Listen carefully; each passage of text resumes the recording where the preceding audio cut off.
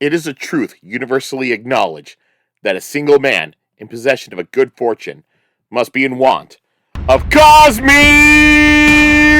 Chronicles, the podcast we follow two first-time readers, Justin and Sheta, who chronicle their journey through Brandon Sanderson's Cosmere series. On today's episode, we'll be chronicling Mistborn, the Hero of Ages, chapters 66 through 75. So now let's throw it over to the host of Cosmic Chronicles. This is Joe. Thank you, Joe. Yep, once again, it's Cosmic Chronicles time. Woo!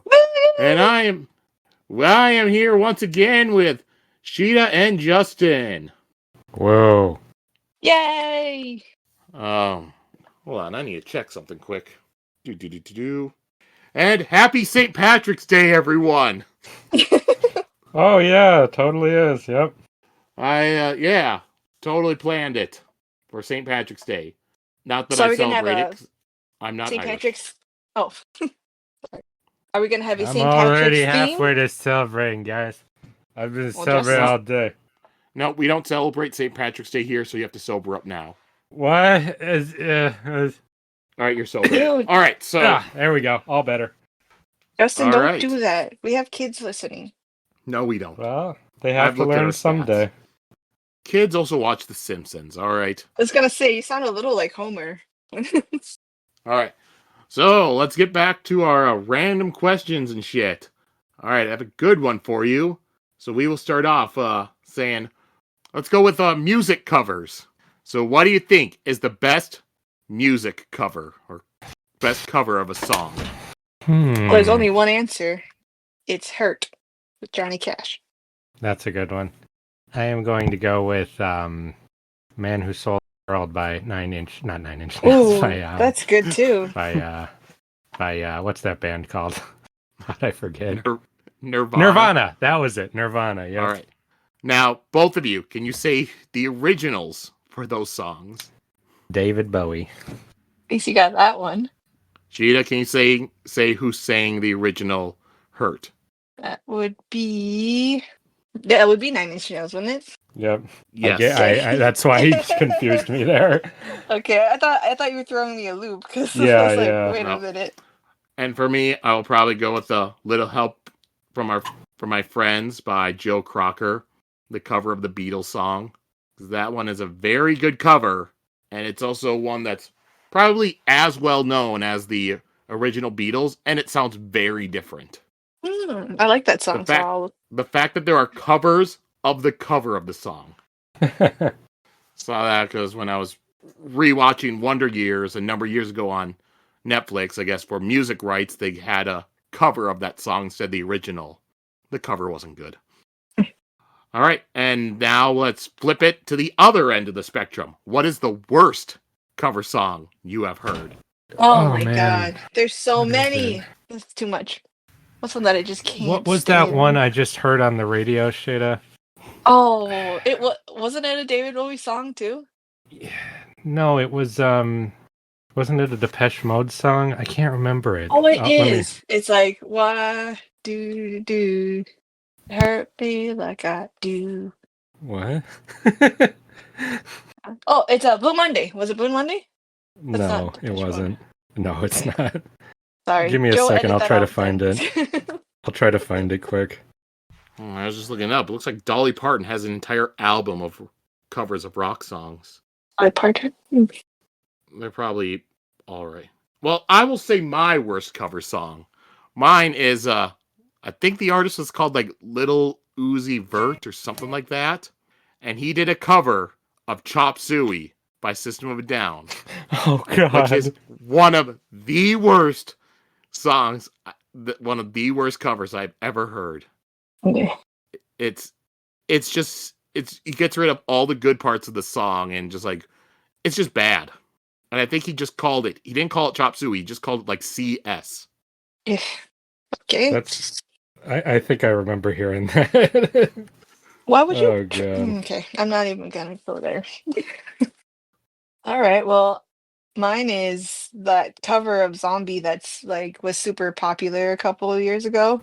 Oh yeah, you I looked hated it up. that one. It's I'm sorry if you like the cover, but it's Bad Wolves, and it's a dude singing, and it's all like rock, and I just hated it. It was played so often, and then like maybe I'm just old, but I don't like it when they do covers that are not as good as the original, and then that gets very popular, and then all the kids know it from that version, and they don't like the original version.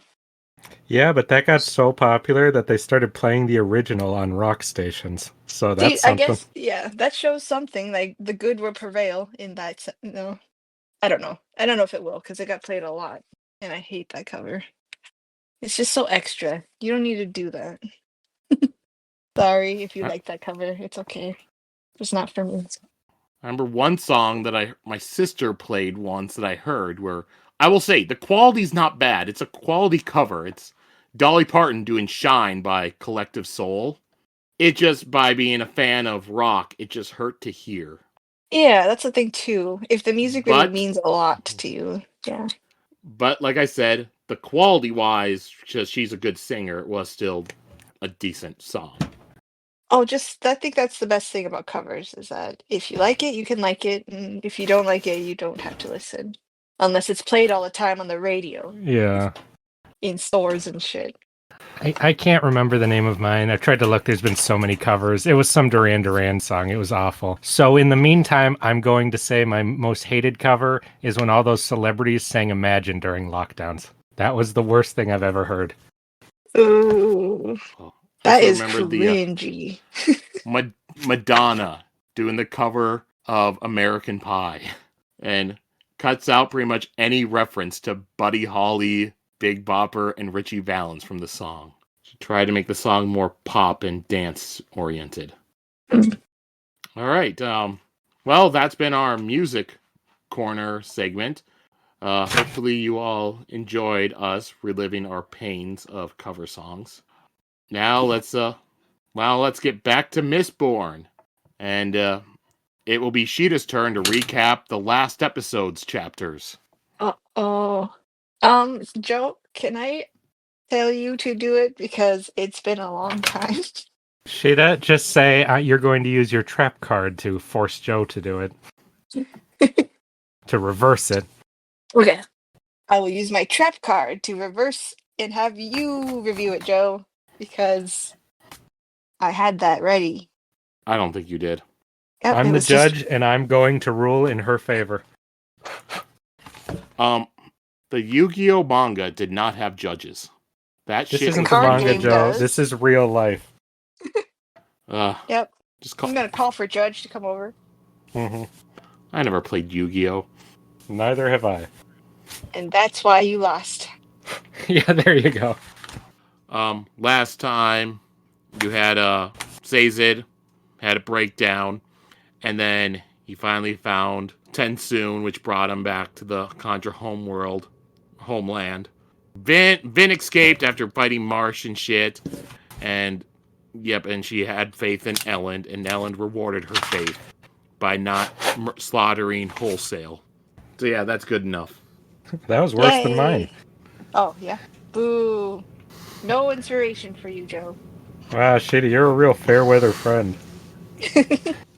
Well, I don't care. So this week we went through and we read chapter 66 through 75. A lot of chapters this week because a lot of them are short. So, as usual, ask how are you two feeling about these chapters? Inspired. I feel like we finally saw something in the Bible. Yeah. I feel that I can't even guess where things are going to go next. All right. So let's just dive right into these.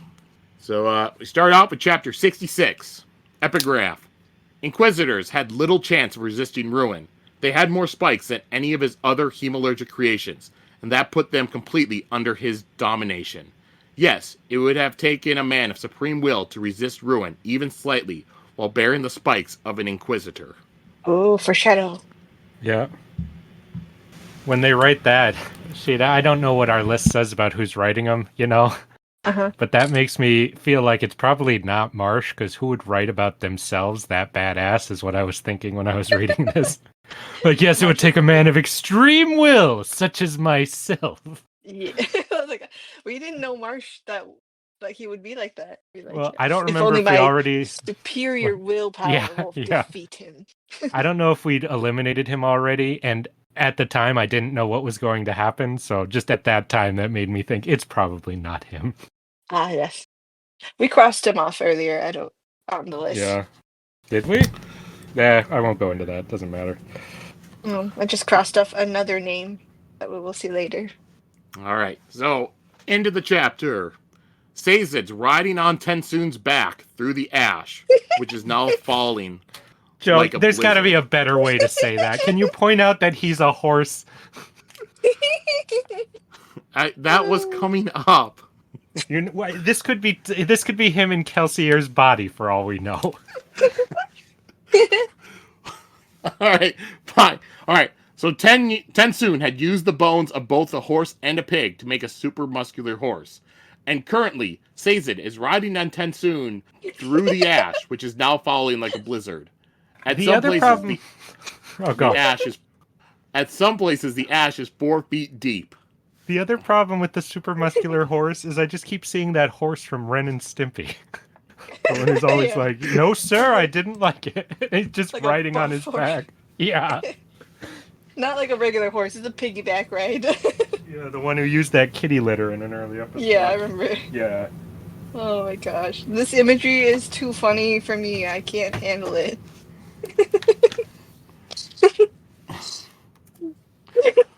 I don't get what's so funny. He's riding on a horse.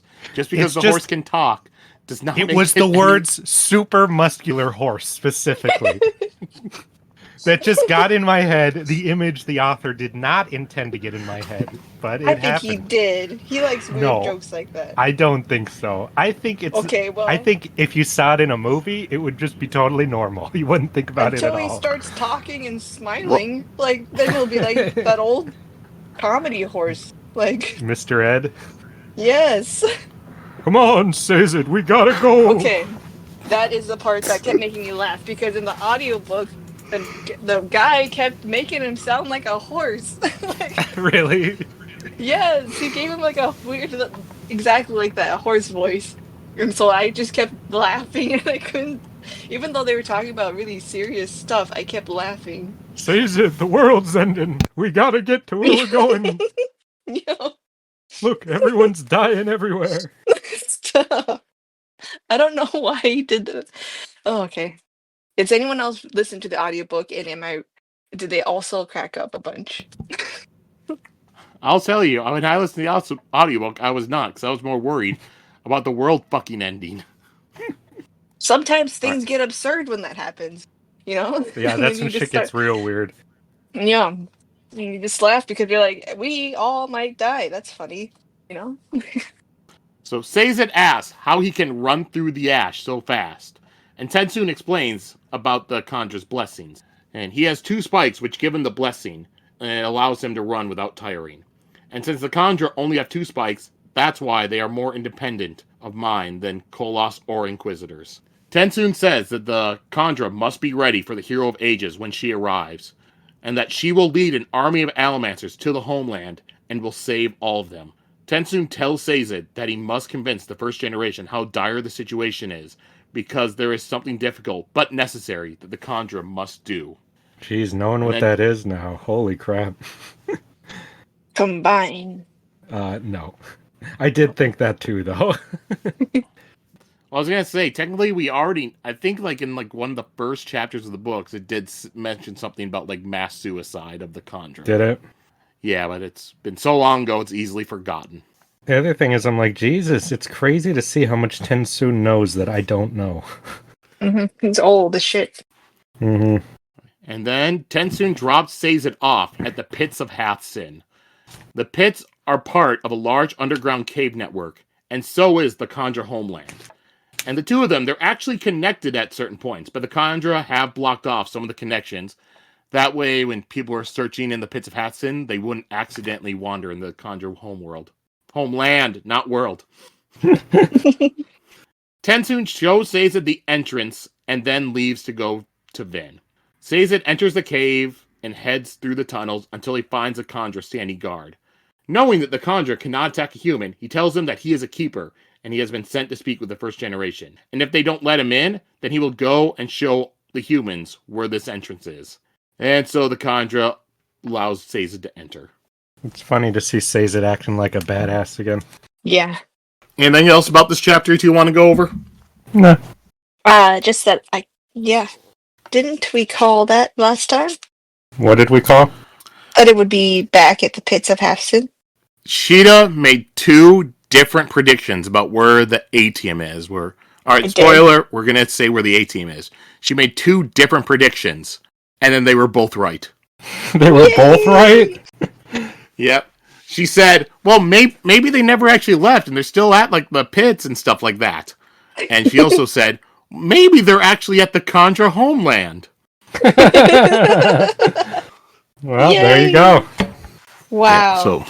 I think that should deserve double points. Wait, are we keeping track of points? I am. Oh, there's later stuff, too, where both of you had, like, half of the answer, but you just did not get the other half. Yeah. That's funny. Alright. So on to chapter 67. Kolos also had little chance of breaking free. 4 spikes and their diminished mental capacity left them fairly easy to dominate. Only in the throes of a blood frenzy did they have any form of autonomy. 4 spikes also made them easier for Almasters to control. In our time, it required a Duralumin push to take control of a Kandra. Kolos, however, could be taken by a determined regular push, particularly when they were frenzied. So that in our timeline is quite interesting. Yeah, I thought that too. I was like, what time? Did we knew that now, right? Well, they just learned it recently. Okay, so it is this time.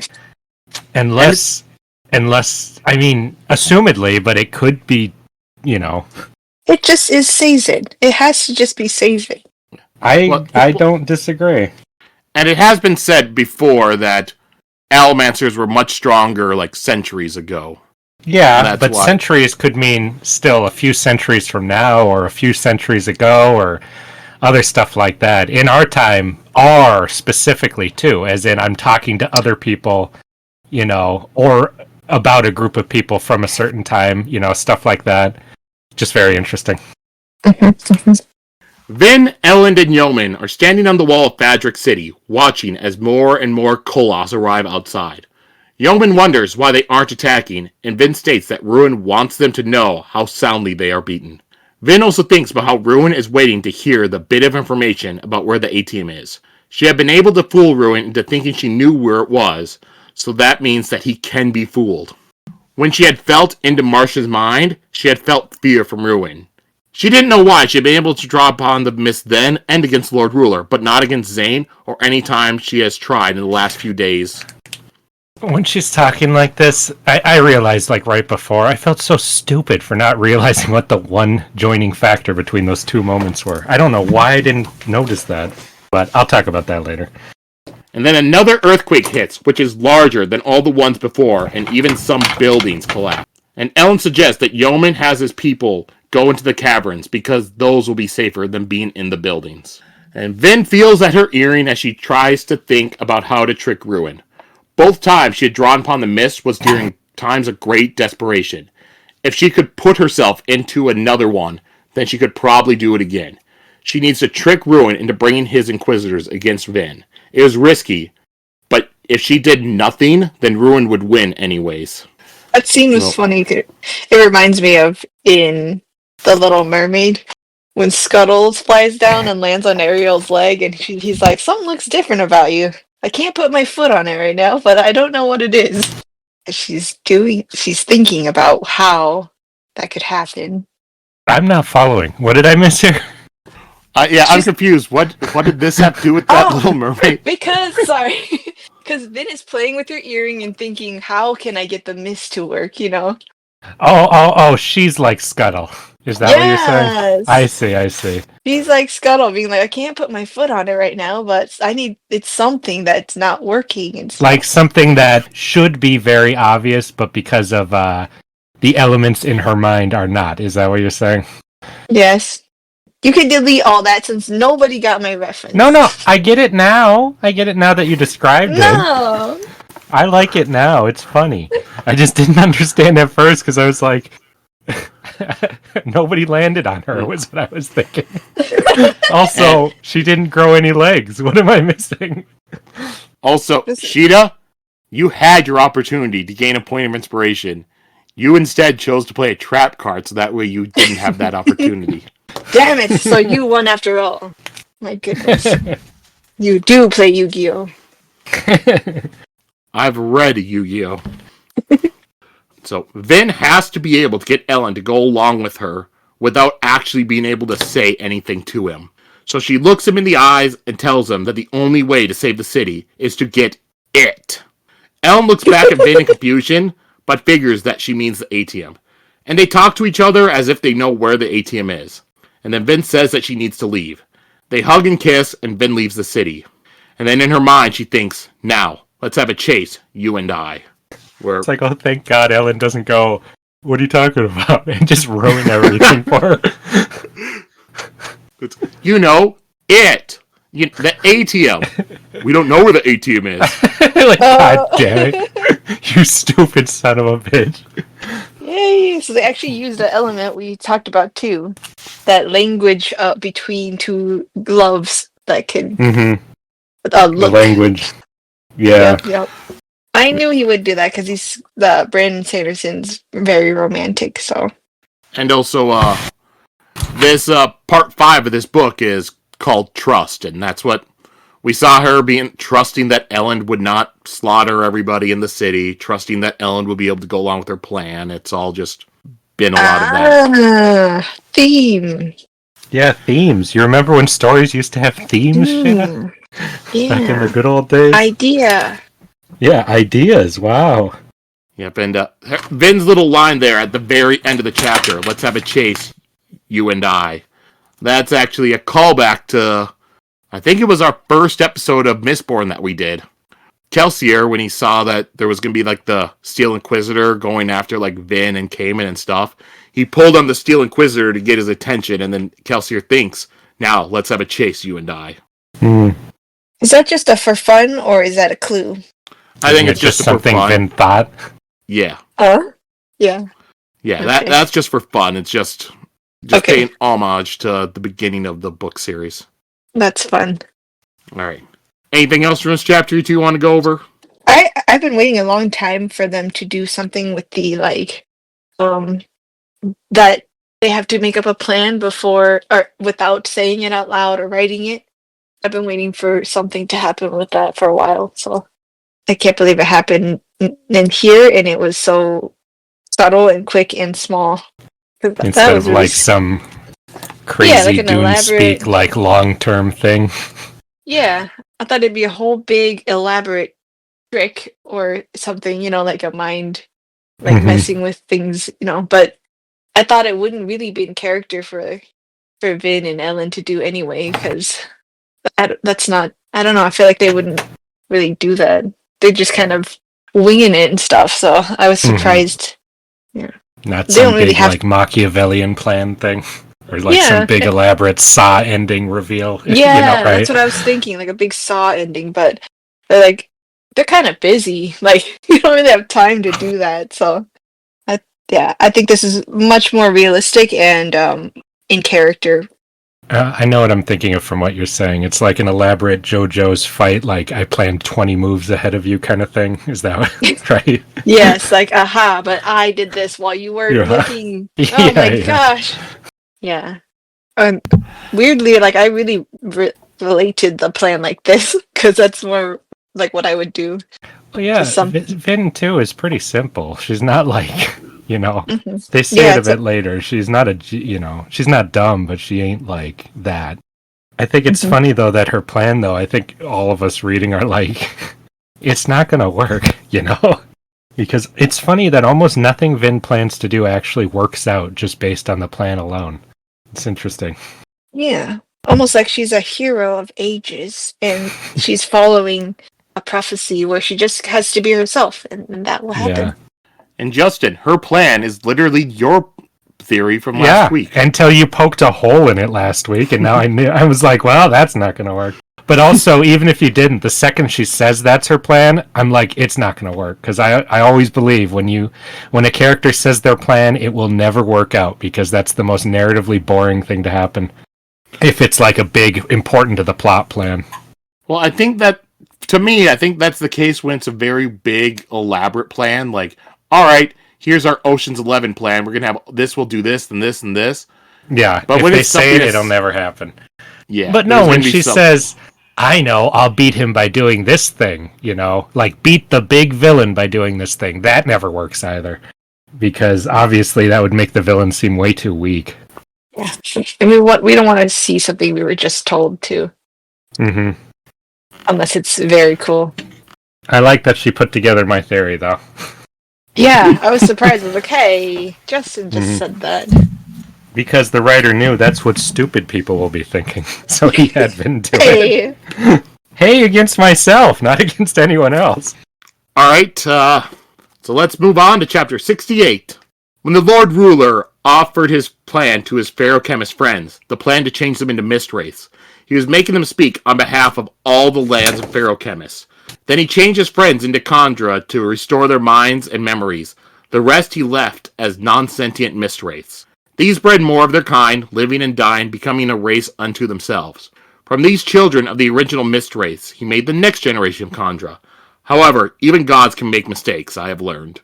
Rashik, the Lord Ruler, thought to transform all of the living Feruchemists into mist wraiths. However, he did not think of the genetic heritage left in the other Terrace people whom he left alive. So it was that Feruchemists continued being born, if only rarely. This oversight cost him much, but gained the world so much more.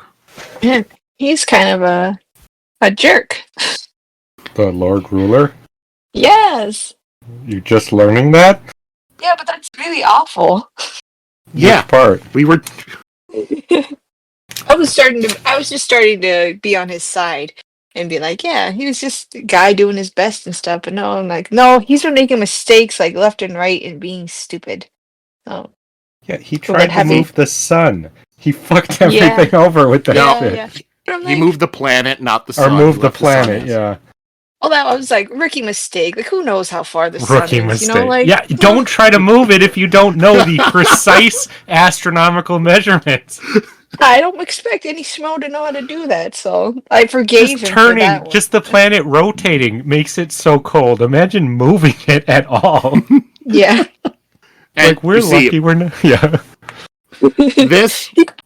This thing with the Feruchemist, this is the last piece that I wanted to wait for before I went into your whole argument about whether Lord Ruler was a good guy or not. Because it has nothing to do with Ruin manipulating him or anything like that. It was literally, I'm worried about Feruchemist power, so he turned every single Feruchemist into a mist wraith. He essentially just committed mass genocide on the Feruchemists. Hey. They're not dead. They are essentially dead. They are turned into non-sentient blobs. And then he chose his five... then his five friends... can still eat and move around. Come on, man. They were... No, they were not.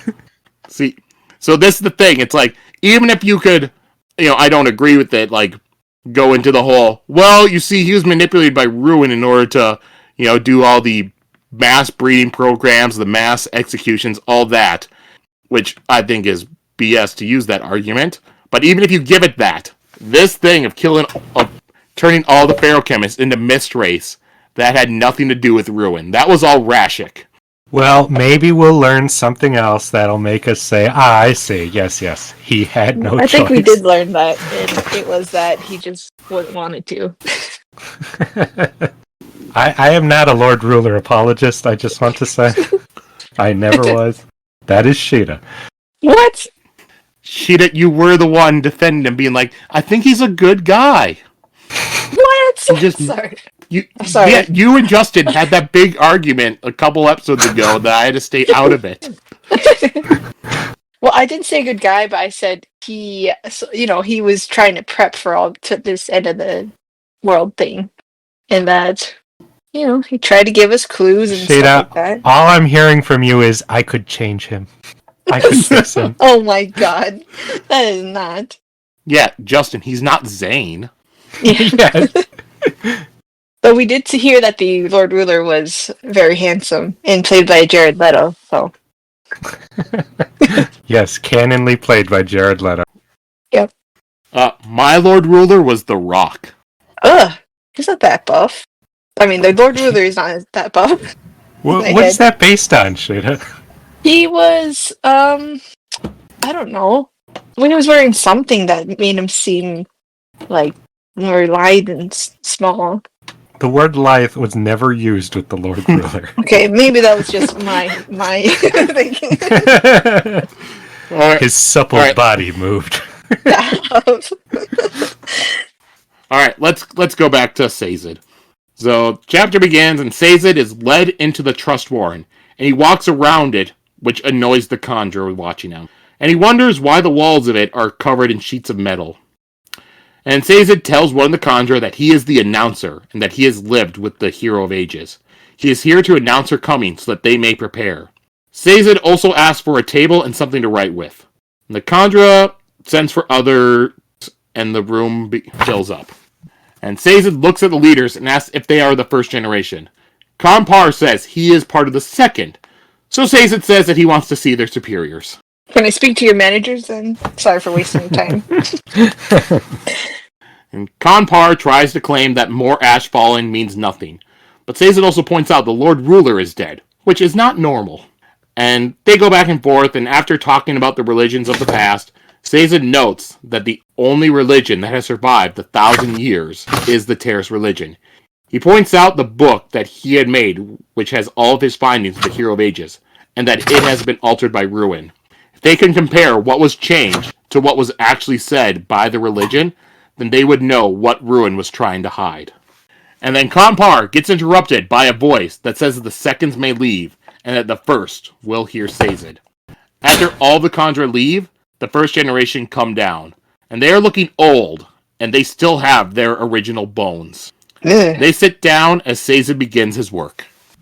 Okay, you skipped the part where they're like, you said your notes were unusable and not too important and stuff.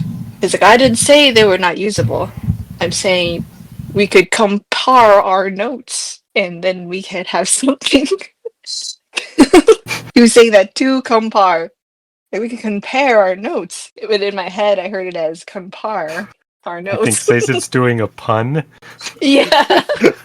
Yeah. Get the hell out of here is what they say. Well, Mistborn puns, huh? Good stuff. Yeah. Because that was emphasized. Like, if we compared our notes, we could get the answers to the world. So what narrator do you got? He's doing Mr. Ed voices, he's doing puns, like, what's going on with your book? He emphasized it. Yeah. It's probably like, yes, we can't do this, but we can compare our notes. It's not Sazed being like, oh, we can compare our notes, nudge, nudge, wink, wink.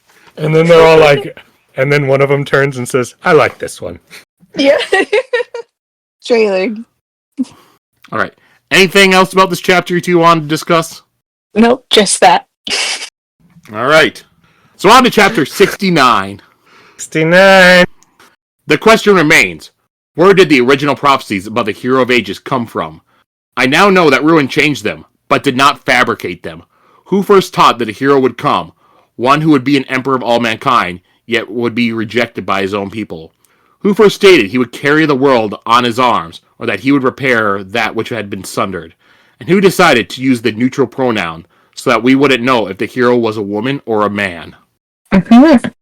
Marsh is sitting in ash, letting it pile on him. He had been with Vin, but he wasn't able to say anything to her. He hadn't been able to resist possibly killing Vin. There was a moment at the end when he felt hope, when Vin had almost taken control of him.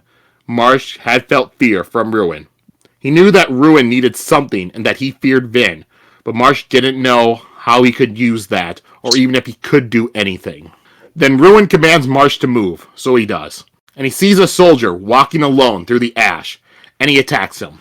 And that soldier is Gorodel. No! And Gorodel puts up a little bit of a fight, and even tries to go for the linchpin. But that doesn't work. And when it doesn't work, Gorodel pulls out the message that he's carrying and tries to destroy it. But Marsh cuts off his arm and then decapitates him. Jesus. Goodness. You know the worst part? I didn't remember. You didn't remember who he was. I'm Oh so my sorry, God. Gorodel. Even to As the you're talking, end, you I did not know him. I'm like, oh yeah, that's who got sent. I felt quite bad because I felt for this guy. I was like, man, he's working so hard to get across the land. Yeah, he's having his own little hero's journey here.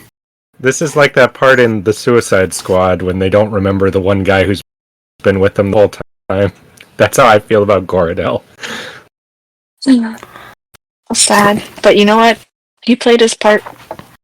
Well, yeah, in the long scheme of things, absolutely. It's good that this all happened. It's always horrifying to think about. Everyone has their part to play. Even Gorodel, who Justin didn't remember. I'm sorry. Ruin commands Marsh to read the message aloud, which makes Marsh realize that Ruin cannot read metal. So Marsh uses his fingers, and moves them across the sheet, and reads Spook's message aloud. And the message says that their enemy is real, and it got control of Spook through a small piece of metal. Don't trust anyone pierced by metal. Even the smallest bit can taint a man. And then Marsh crumples the message and tosses it to the ground before leaving. You know, I imagine these sheets of metal to be like candy wrappers. If they can be crumpled so easily. That's funny. I thought it was more because he's so strong, but I guess I don't know. Yeah, no. The imagery would be the same, like him crumpling up like a silver piece of wrapper. I'm really curious. You littered. Yeah, because Gorodel was also going to crumple it, and he does not have the strength of Marsh. That's true, yeah. Like, I think it's like if you just take like aluminum foil, maybe a little bit thicker than that. Yeah, candy wrapper. I really wonder whatever force, told Spook to write this down or told him to, Yeah. whatever he was dreaming, because he'd kind of figured this out on his own already, but whatever it was that may have nudged him, I wonder if it knew things would go this direction. Like if this was like a Lost style, get Marsh to read this thing, even though it seems like it's not going to work out. Because we all know this guy was never, ever going to be able to make it to where he was going, Yeah, well, that thing sacrificed Gorodel. Yeah, but is it just Spook being like, we got to let him know? Or is it some force pushing things from behind the scenes? No, it's definitely a force. It makes me wonder, because that would be quite a bit of very specific planning. It could even be that was the same voice that told Vin to spare him all the way back then, too. To spare who? Yeah. Who? To spare Gorodel! Spare him! A voice told her to do that? No, but the impulse to not kill him and stuff. I wonder if it's the same. Oh, I didn't think that came from anything external, personally. I think it came from preservation, Justin. Well, preservation's in all humans, so everything you think comes from preservation. Yeah, so in the end. Oh, okay. Yeah. But that's different than what I'm talking about. I'm talking about an external supernatural force. Whatever was talking to Spook, if that's why he sent the letter. He could have just thought to do it on his own, of course. Well, so by the time Spook was getting that message to send a letter, we already saw preservation die. But preservation lives in us all. Yeah. Preservation is in all sentient, or was it sapient? Whichever they said. I think it's sapient creatures. It sounds like in this world, sapience doesn't exist without that force. Which makes me wonder what the world was like before. Be curious to see. I mean, not that curious. Just be a bunch of, animals walking around and nothing. Yep. Poor Gorodel. He was so happy, too. And that's why I guess he's not Kelsier. Gorodel isn't Kelsey. Wait, what was that? Oh God, no! Never mind. I don't want to remember that one. Yeah, that was a bad one. No, he can't win it all. I mean, since literally your entire theory based on he leaned and he smiled one time. Because that was the first bit of personality we ever got out of Gorodel. I was I guess he's a leaning, smiling, cool guy. All of a And so sudden. that suddenly means his body's been taken over by Kelsier. Or just influenced, you know? Yeah. Alright, so we'll go on to chapter 70. Quellion actually placed his spike himself, as I understand it. The man was never entirely stable. His fervor for following Kelsier and killing the nobility was enhanced by Ruin, but Quellion had already had the impulses. His passionate paranoia bordered on insanity at times, and Ruin was able to prod him into placing that crucial spike. Quellion's spike was bronze, and he made it from one of the first Allomancers he captured. That spike made him a seeker, which was one of the ways he was able to find and blackmail so many Allomancers during his time as the King of Urto. The point, however, is that people with unstable personalities were more susceptible to Ruin's influence, even if they didn't have a spike in them. That, indeed, is likely how Zane got his spike. Well, that officially answered something we were already kind of wondering about, but the unstable thing being official, I think, is really interesting. With Vin's mother, of course. Yep. That's true. Hmm. So I feel like that's kind of judgmental for Of Zane? Yeah, judgmental. Sheta, you're a He had a sick rough freak. childhood, so you know. You got fucking problems. I'm kidding, of course. He was a Oh psychopath. yeah, I bet you are. He's a psychopath, that's why I like him. So, we're back to Elend. And Elend and Yeoman are walking through Fadrix, checking on the city, while discussing the philosophy of battle. Elend brings up there is more to war than what they learn in books. As they head into the infirmary, Elend realizes that if he had attacked the city with the Koloss, then the Koloss would have ravaged the city, and then turned on Elend afterwards. Exactly what I was always afraid of, so I'm glad he didn't do that. Never attack a city if you don't have to. That's the lesson here. Is that the lesson? Huh. I don't know I how don't many know. times that most... I don't know how many times the people reading the books will have to take that lesson to heart about not attacking the city. And then a woman brings in her child who has gotten sick from the mist. And Elend thinks about how they had never figured out what the mist sickness was all about. He also has not seen the mist spirit since that time he had saw him, before the battle. Elend asks Yeoman about the mist sickness and the fact that exactly 16% get sick. And Yeoman says that number makes sense, since 16 is the number of power. That was a love double Yeoman. take for me. Yeah, like, Yeoman, what the After fuck? this, I'm a Yeoman fan. What won you over about this? He's just like, that makes sense. We're like, what? This number that has deluded us for all this time. Like, he just was like, yeah. And the voice like he does is really funny. Yeah. He's like a Severin type, which is to say he's kind of like weird and slimy. He's slimy in the audiobook?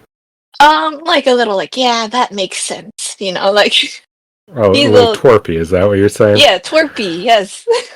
I didn't Twerpy expect religious nerd. that at all. He's a religious nerd where he knew all the little facts and he lists them off. And Yeoman mentions a number of things that are 16, and one of them is even the number of allomantic metals. But this confuses Elend, because there are only 14. But Yeoman says that just means that there are 2 that have not been discovered yet. And he explains, because metals come in pairs, and then those pairs are also grouped together with other ones to make groups of 4. So that must mean that there are 2 more out there. It's so interesting to me, a guy like... Oh, Sheta? Sorry. You knew it? You knew... Yeah. What did you know? That's what I said the number 16 came from. But Joe was like, Oh, you said there were only this 16 many metals? metals. Did you say that for real? Yeah, I did. That's funny. I don't remember if she did, but if she did, I probably would have said, yeah, but there's only 14 metals. Exactly. That's exactly what you said, Joe. Are you sure you... That sounds vaguely familiar. Because I have a chart written down of me trying to figure it all out and stuff. So you were just totally wrong, but... No. Or you were right, but for the wrong reasons? Is that what you're saying? Question marks about what would go with what, and I said this we don't know, and this we don't know. And I wrote 2 questions. Yeah. I need to ask you, can you take a picture of this chart? I want to see it, and if I can, Okay. I might want to post it onto our Twitter and Blue Sky thing too. That just sounds like something people might want to look at. Oh my gosh. It's not very readable, but I'll take a picture of it. Yeah. Yeah. So if I do have that picture, it will be on our Twitter and Blue Sky if you want to look at it. If I don't have that picture, this entire conversation will be cut out. All right. Yep. And then Elend looks at the boy and sees him in such pain, which makes Elend think back of when he was beaten in order to try to snap them.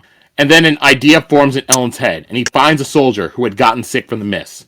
He has the man drink, his metal vial, and the man then is able to burn a metal. And Elend tells the yeoman that the mists are snapping people. And right at that moment, the Koloss begin to attack the city. How fast that happens is so funny. Ruin needs to attack now because Elend knows the secret. And Elend tells yeoman to find every person who got sick from the mist and give them medals. They're Allomancers now. So, I will point out another thing that a number of weeks ago, Sheta correctly predicted by saying that the mists were giving people powers. Yeah, but did you say it was because it was snapping them, Sheta? Because that's the crux of it. Because that's a really good point. I don't know why I didn't put that together. That seems pretty obvious now. If the mists were good. I just never trusted them. I didn't think of the pain part where they make you in pain until you snap.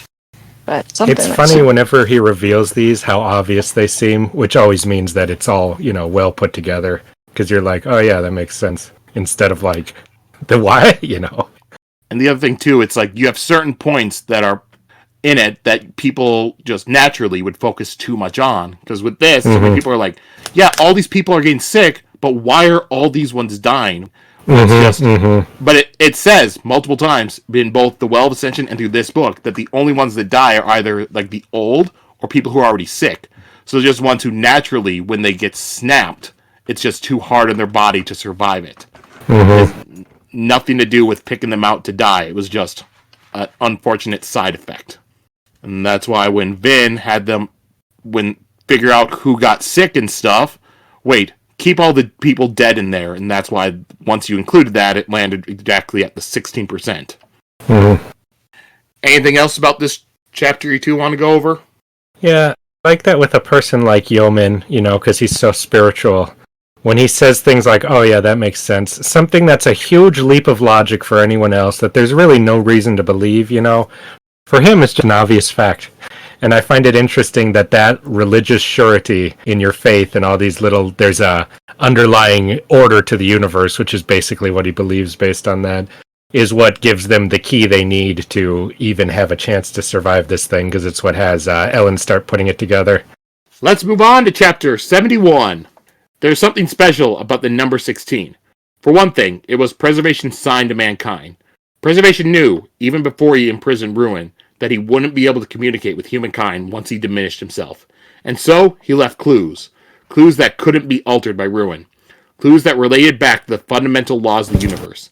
The number was meant to be proof that something unnatural was happening, and that there was help to be found. It may have taken us long to figure this out, but when we eventually did understand the clue, late though it was, it provided a much-needed boost. As for the other aspect of the number, well, even I am still investigating that. Suffice it to say that it has great ramifications regarding how the world and the universe itself works. I find it really interesting, the idea that that number would not just be there for a natural thing, that it was there to let you know, just to make you notice that there is an order to anything, that there is something beyond. I think that's a fascinating idea. Yeah, but that it would be throughout all things. Because we find things like that in real life, little things that match up. And it makes people think there's an order to the universe or that there's a god of some sort. But the idea that God put it there on purpose is fascinating to me. Yeah. A sign that God has a plan. Yeah, to make you feel like it's not just random nonsense and there's no point in doing anything. A lot of people say that, actually. Like, they see something beautiful in nature and they're like, how do you not believe that God made this and there's a plan, Something that just makes too much sense, right? However, on the other hand, you could say that humans only evolved for this to make sense from their perspective because it was evolutionarily useful, and none of it actually does make any sense whatsoever. So there's always a counter to those things.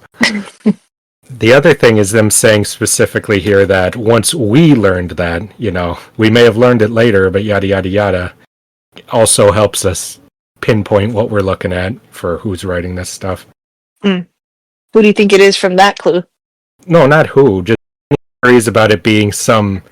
Well, that takes it back, because for all I know, all the civilization was wiped away, and then this all happens again, and somebody writes about that then. Or it is some other universe where they learned it, and these guys hadn't yet, so... I don't believe either of that at this point, but I guess nothing is off the table with how crazy things could possibly be here. Get in my head about what? About it being another universe. That was my theory. No. Yes, it was. No. I think she is trying to get at her alternate universe Sazed with hair theory. Yeah. Oh, God, no. Not so that's not what you're saying. No Sazed with hair. No. Okay, let's get into this chapter. So, bald Sazed, he's... Thank God. Sazed notes that the changes in the prophecy were not too large, and that it was also plain that Ruin wanted Sazed to realize that Vin was the hero of ages. One of the first generation suggests that maybe she isn't, but Sazed believes that she still is, because she still fits the prophecies. Sazed still wonders about how Elend said that he held the future of the world on his arms. There was still something for Vin to do. If the power was gone from the well, then how would she do this? Sazed asked what the Well of Ascension is, and the first generation are not fully sure. They talk about how Ruin and Preservation created the world and made a deal. They would work together, but Ruin would be allowed to destroy the world. Preservation then betrayed Ruin by giving some of his own life. Sazed has heard different variations of this story in other religions. And he looks at and he thinks about the terrorist religion and everything, and he realizes that terrorist religion is like a lot of the other religions that he has already rejected. And Haddock, the leader of the first, point out that Sazed seems disturbed. Sazed tells them about his search for truth in the religions, and the first generation say that he is looking for something that cannot be found. He is looking for a religion that requires no faith. Sazed says that it is a logical conundrum, but Haddock says that faith is not about logic. Yeah, that's what I've been saying pretty much. If you could find a religion with no faith needed, it would no longer be a religion. It would just be a scientific fact. So I think that's really interesting for them to talk about here. Yep. They would just be like, that's why it's called faith. Basically, yeah. This reminded me, again, sorry if this is kind of stupid, of the part when Hermione's like saying to Xenophilius Lovegood that the hollows can't exist and stuff. And he's like, she's like, you can't just say it exists. And then you can say that anything exists. And he goes, now you're starting to get it. Because that's exactly what Sazed says too. And it isn't enough for Sazed, but he sets it aside and he asks more about Ruin's prison. And they tell him about how the well was just a part of preservation, but his force and influence is everywhere. Haddock says that if Ruin is free, then he will be looking for his body. And the Kandra have been gathering it. Their job from the Lord Ruler was to gather and protect the body. And Sazed goes over to the metal dais in the middle of the room, and he pushes it to the side and looks inside it. And he sees thousands and thousands of beads of atium. The Lord Ruler's stockpile was here all along. Haddock explains that most of it had never left the pits of Hathsin. So he explains, they had the geodes, and obligators broke the geodes in secret and took the atium out.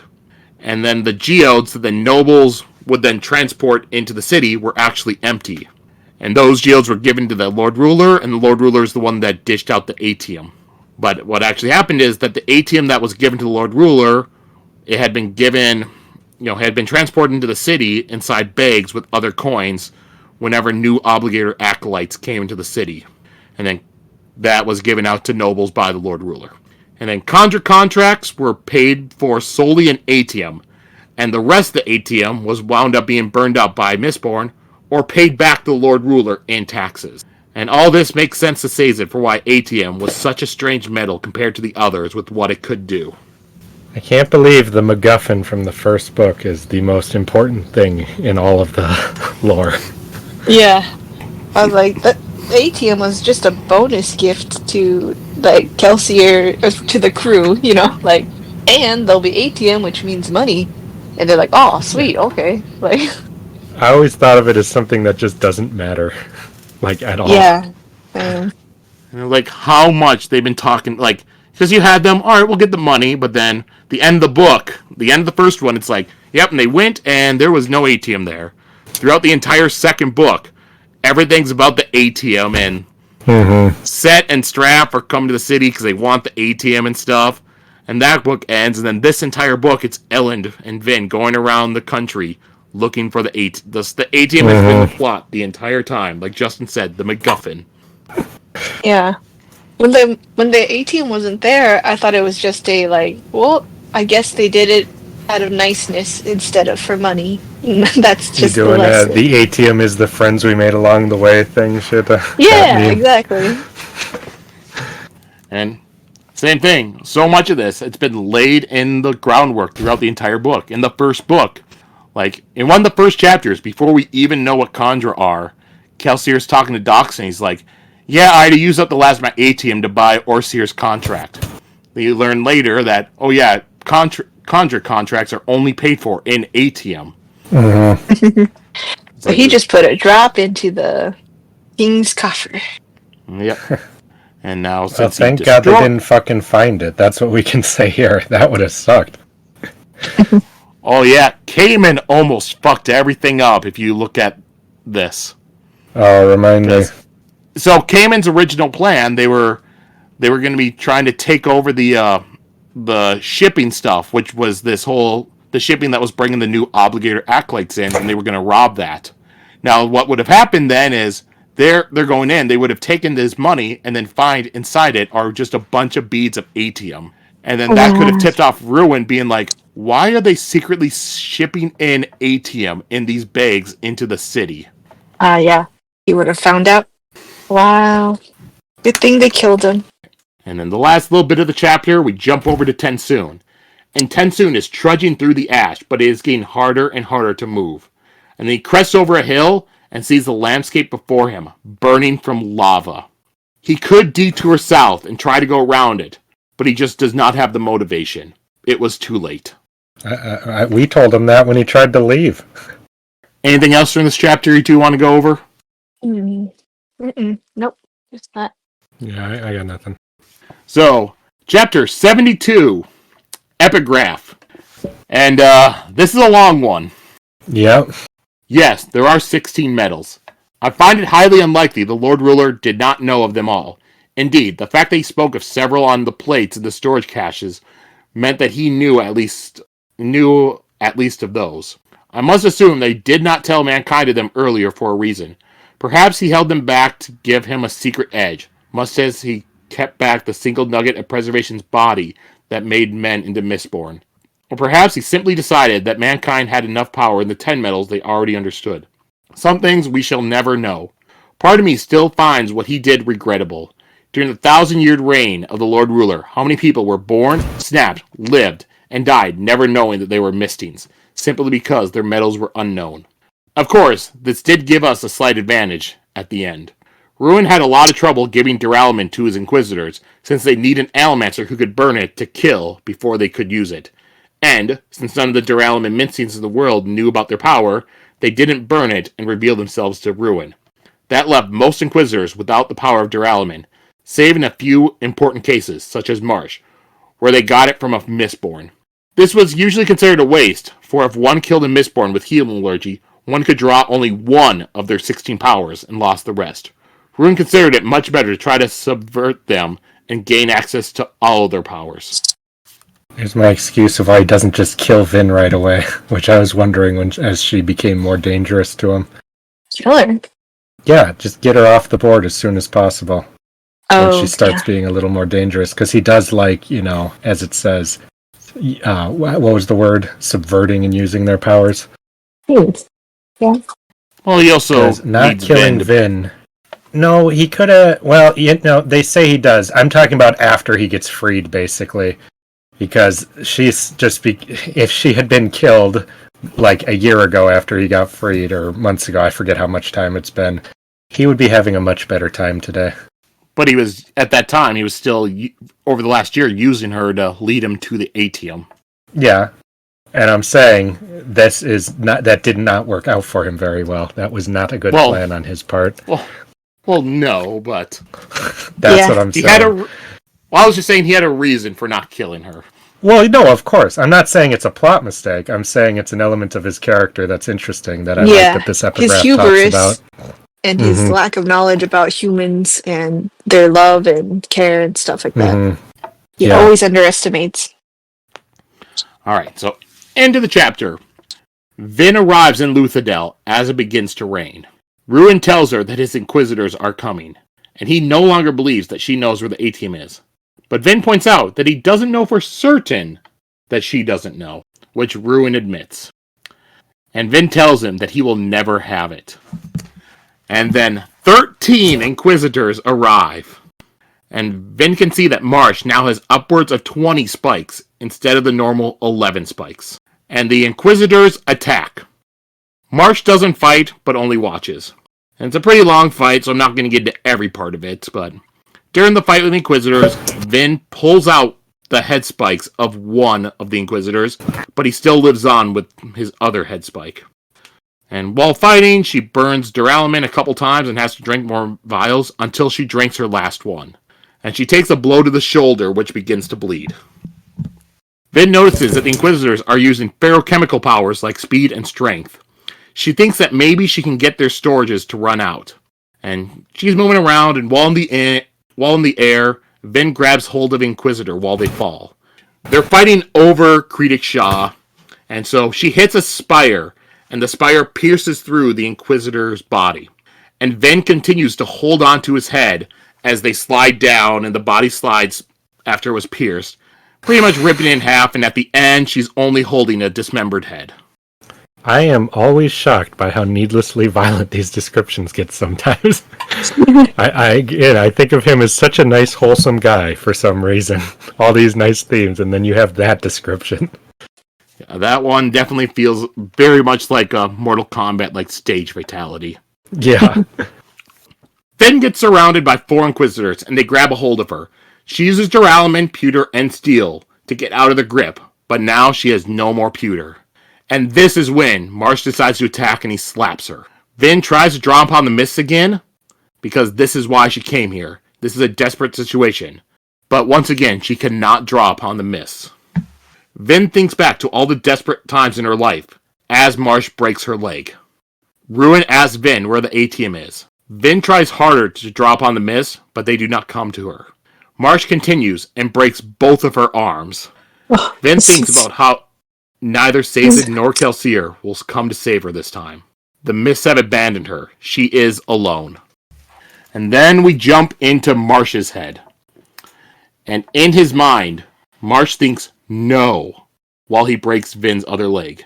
His mind returns while his body continues to move on its own. And then Marsh begins to break Vin's fingers one by one. And Marsh thinks about how Kelsier had treated her like his daughter. The daughter he never had with Mare. Marsh thinks about how he had given up just like he had done before with the rebellion. Not again. No more giving up. And then Marsh sees Vin's earring and thinks back to what she had told him. She had told him that Reen had found her mother covered in blood after she had killed Vin's baby sister and had given Vin that earring. And he also thinks back to the message he had found from Spook that had said that even the small bit of metal can taint a man. Without thinking and moving before Ruin can react, Marsh quickly grabs and rips the earring out of Vin's ear. And then we're back to Vin, and her eyes snap open, and she stops hearing Ruin's voice. And she feels a familiar feeling. It was the same power as the Well of Ascension, and the medal she gave to Elend. She takes in the mist, and the pain vanishes. And then Marsh swings an axe for her head, but she catches his arm. And that's where the chapter ends. You know, I felt so stupid, like I said, when it pointed out what the thing was. It was a little before Marsh put it together. I was like, oh, you know, I finally just realized what they have in common. It seems, yeah. Yeah, it seems so painfully obvious. I have no idea. But I think it was just because I was so hung up on, and I think this was on purpose, thinking this has to be important for some way. This was basically the opposite of what it seemed like. Like, it's not some dumb Chekhov's gun sitting on your ear this whole time. It's like, basically the reverse of that. It's stopping her from being able to, do what she needs to do. So I think that's funny. And I also, once she used it to pierce through Marsh's head, that's when I was like, this is nothing. It's just a regular piece of metal. It's nothing at all. I don't know why right there I didn't realize, that she was drawing upon the mist soon after. It's just painfully obvious. Yeah. With all the talk we had about it, like, I think we were getting all these clues all the while about, like, Inquisitors and how they're easy or, they are easy to manipulate and stuff like that because of the spikes. The other thing is, like, both of you had half of the solution. Yeah. Justin was like, well, it's definitely when she's, like, desperate and stuff like that, which is correct. And Sheta, a number of weeks ago, said, Vin has a hemalurgic spike in her ear. Yeah. Well, we knew that that's how Ruin was communicating with her, right? Yeah, it was just we didn't put together that was stopping her from using the mist powers. I'd kind of half forgotten that she'd lost it when she was fighting the Lord Ruler. Yeah. But only half, not enough to justify not figuring it out. Just half forgot. That's what I think is so good about this whole earring thing is. For much of the books, like, if you just read it, like, first time through, it just, at first, just seems like a sentimental thing. It's like, yeah, she got it from her mother, so she wears his earring. And you don't really notice it when it's saying, yeah, she fights the Lord Ruler, yeah, he's pushing on her, and it's so powerful, he even rips the earring out of her ear. And you just don't think about it. It's like, oh, it's just a way to show how powerful it is. And then, when she's gonna go into the Well of Ascension, it's just like the metal burns, so she takes off her earring along with all I her metal forgot about vials. that part. I totally forgot about that. Yeah. So with it just makes it more seem like it's all metals because she's taking off her vials, but the important part is she took off her ear before she went in there and drew upon the power. Now I wonder if Yeoman was told to give her back the earring too, because he weirdly gave it back and she was like, well, Yeoman's not pierced though. We know that. Yeah, but that's true. I wonder if he's we thought he might have been for a bit. No, it specifically said he's not. Like, okay. I think he got it pierced, right? And then he was like, what the fuck is this? And then pulled it out. Because he's more rationally minded, if I recall, is what it was. Yeah. Yep. That's my boy. Which is why Yeoman's the best. He's my boy! You can't steal him! He's my boy now! What was I going to say about that part? I think the fact that Vin takes it and puts it right back in right away is the thing. Yep, that's what's really interesting, yeah. That she has this voice, just pushing her to, they think they say it next epigraph, but pushing her to have a sentimental feeling for this ring that she actually doesn't really have sentimental feelings about her mother or family, like at all. So it's actually kind of funny. All she knows is that she crazily tried to kill her and her sister when they were young, Like, Vin isn't actually sentimental, so it's really funny that I didn't think of that either. Yeah. But, it's hard to imagine what it is exactly that Ruin can influence. It's very fun and interesting to learn, though. Plus, another thing, it's like, because Kelsier told her to wear the earring. Oh, did he? I don't remember that. Yeah, because his whole thing, it's like, yeah, I have this earring. He's like, well, yeah, wear it. They can't affect metal in your body, that's in your body, and this could just be a last-ditch effort, like a last piece of metal to shoot at somebody if you're in a fight. Yeah, well, it was. But Sheta, I think you still have the theory that Kelsier is pierced, right? Sorry. That was your theory. I know, but I forgot it. Yes, I totally said that, and I was I forgot it because I don't want it to be true. I don't like that. Yep. Oh, no. And no, one other he thing, did say that. Well, we don't know. I don't. We have no evidence of that. That was just a theory you said. He spiked. I don't believe that theory, actually. Personally, just Kelsier, so you know. I know Kelsier's also dead, so... but he was used. So you say. We'll see. I don't trust you. The survivor will return. We've seen his bones in this book. Yeah. You saw Jesus' bones, too. Look how that wound up. Yeah. No, he didn't. Maybe I read a different Bible. Yeah. We saw his body be put into the hole. Yeah, you saw his body get put into his tomb, and then he rises again after 3 days. You never see his bones. Oh, okay. I thought that was figuratively, like, bones, body, samey. Same. All I'm saying is you shouldn't give up faith. Yeah, Joe, that's the theme of the book, so you have to have it. The other thing I like with this is because, she's taken the power of preservation. So in the first book, she draws upon the mist to defeat the Lord Ruler. So quite literally, the first book ends with a Deus Ex Machina. Yeah. Yeah, but it did at the time, too. We just didn't know how literal it was. Yeah, I know. That's why I find hilarious. Because, like, it happens, and it's just like, all right, she drew this. And then later you learn, she actually used the power of a god to do this. It was a literal Deus Ex Machina. Just a little joke of mine. Writer's humor, you see. Yeah. And it takes 2 books before you finally get an explanation for what the hell happened at the end of the first book. Mm-hmm. I'm usually pretty forgiving on that on trilogies and long things because anything that doesn't make sense in a first one, I expect to be explained later, contrary to what a lot of 1-star reviews will say. Well, yeah, I think it's great, and like I've said before, it makes, if you ever reread it, so rewarding because if you reread it, you'll always notice like the earring, and when it talks about the earring, and she has the earring in, and she can hear Rain's voice at this point. Okay, let's continue on then. Unless if either of you have anything more you want to say about this chapter.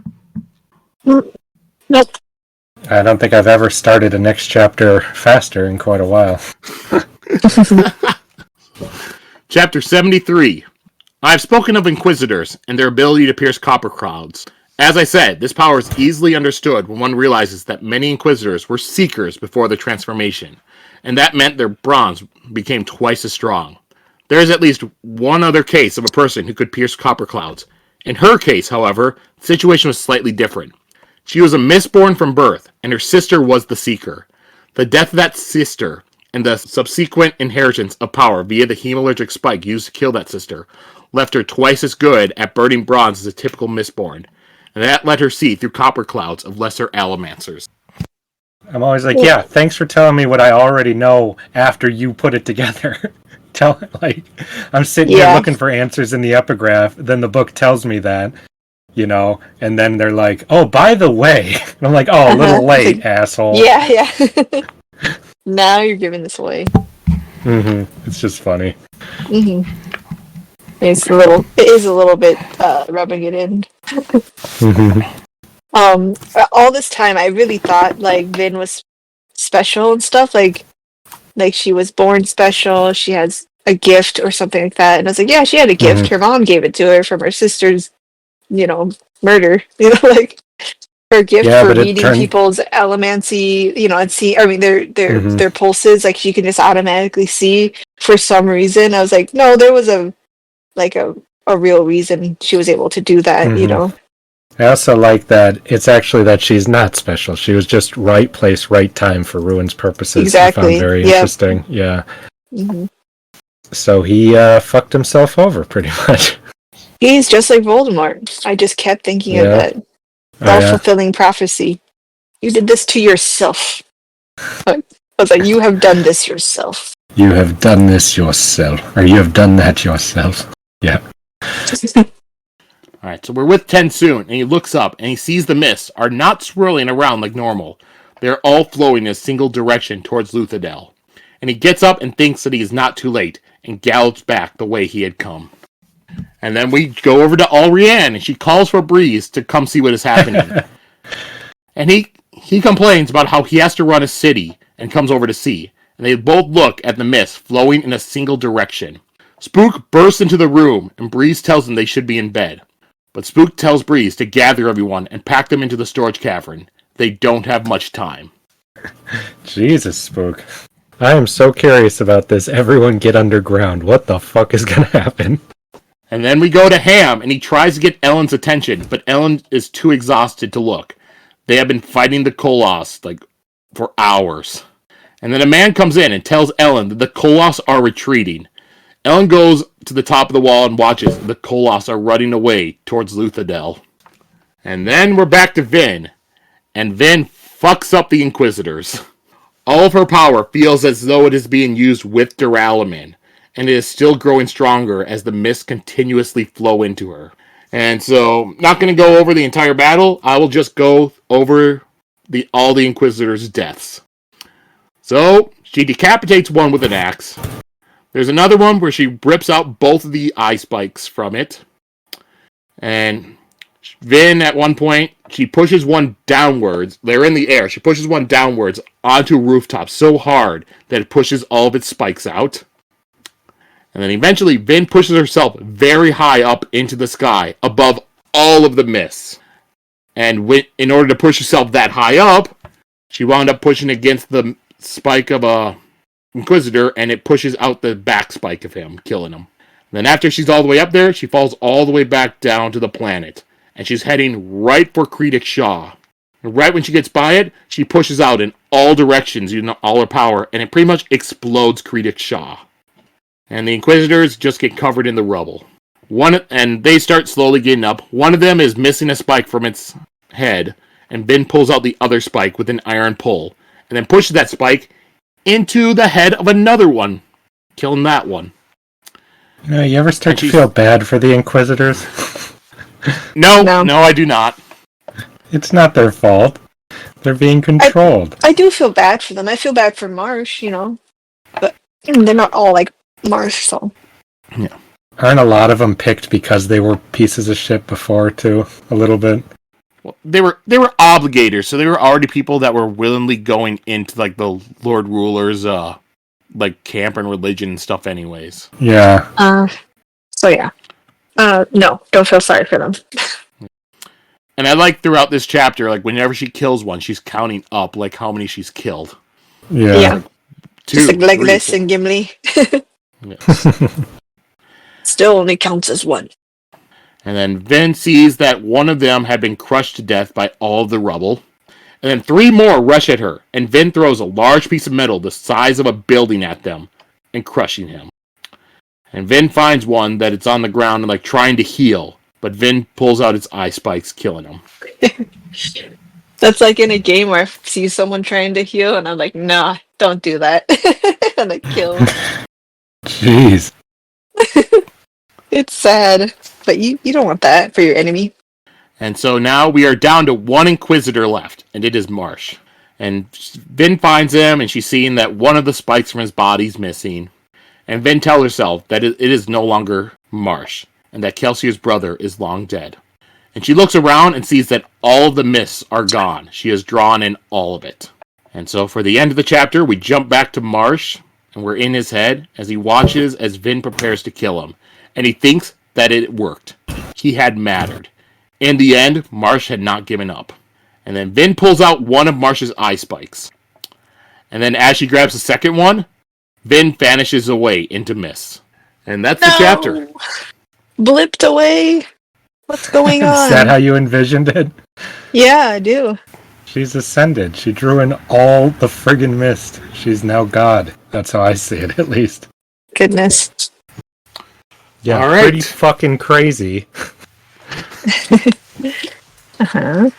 Good old little Vin, simple little Vin, turning into a god. Jesus Christ, I didn't expect any of that. Well, technically, Justin, you did kind of call it. What did I say? So at one point, I might need to look up exactly how you worded it, but it's like, well, you did. during I remember. Yeah. Well of Ascension wrap-up episode. I can't remember what it was, like Sheta was talking about Elend or something like that, and then Justin's like, yeah, and then, because, like, in order to save Elend or something like that, Vin's gonna wind up ascending into godhood. It sounds like it, yeah. Yeah, I remember that. Wow. I don't remember the exact wording. I remember one person in the comments being like, what the hell's with Justin?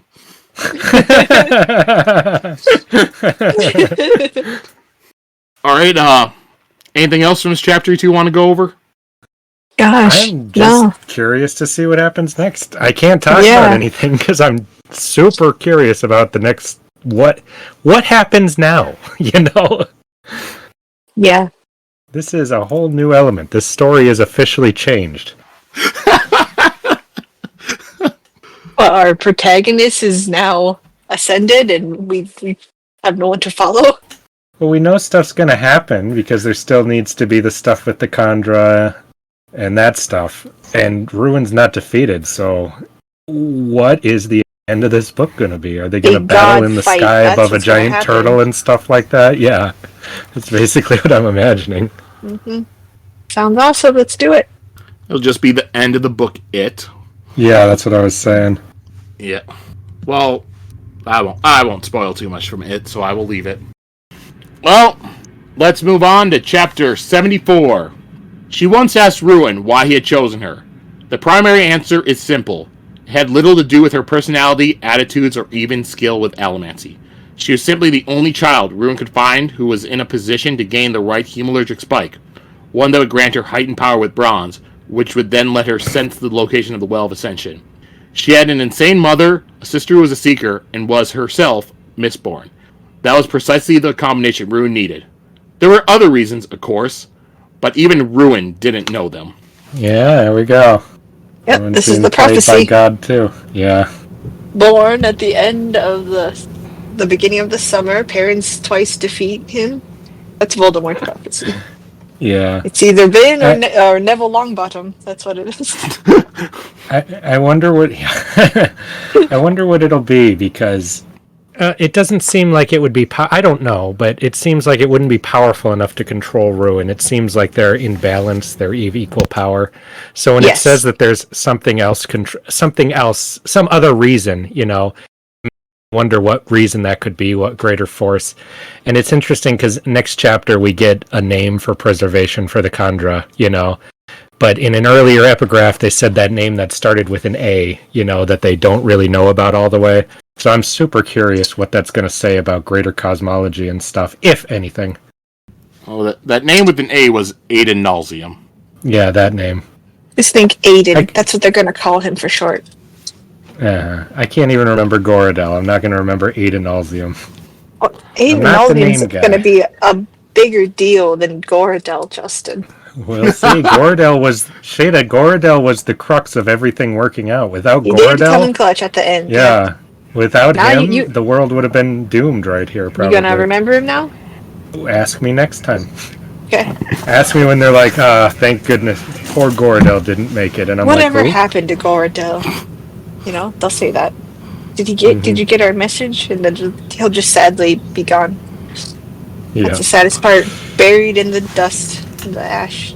Well, I feel like going out into send those missions is basically a suicide mission already. So I think if you think people would expect, you're not going to make it. But he was so gung-ho, and he was. Yeah. I can't believe he just went by himself. He didn't bring anybody else. He probably did. They just didn't make it. Also, it was a message he had to get to Vin as fast as he could. Going by yourself would be a lot faster than a group. Very true. Very brave of him. Alright, so into the chapter. The next morning, Elend looks down from the walls of Fadrix onto all the dead Koloss and human bodies, and wonders where all the Koloss had ran off to. Yeoman comes up to him, and they note that there are no more mists anymore.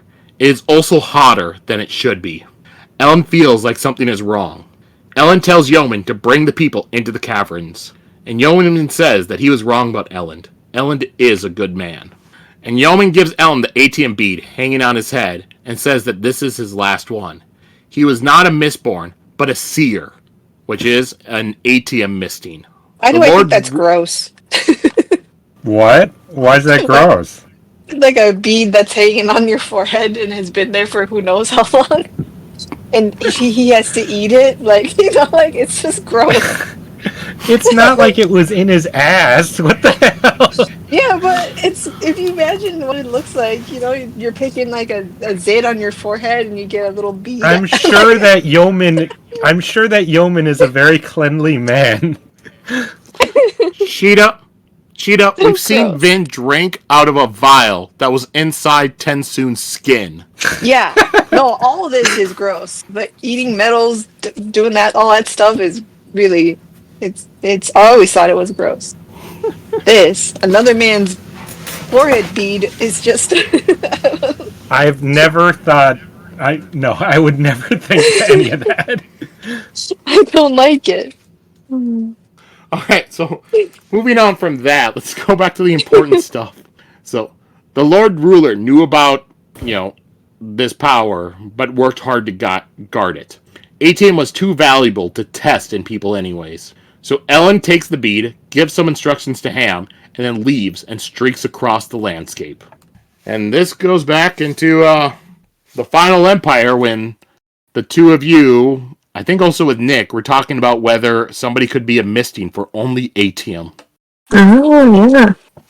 Anything else from this chapter you want to go over? No, very straightforward. Oh, no, one thing. Yeah. All the mist is gone.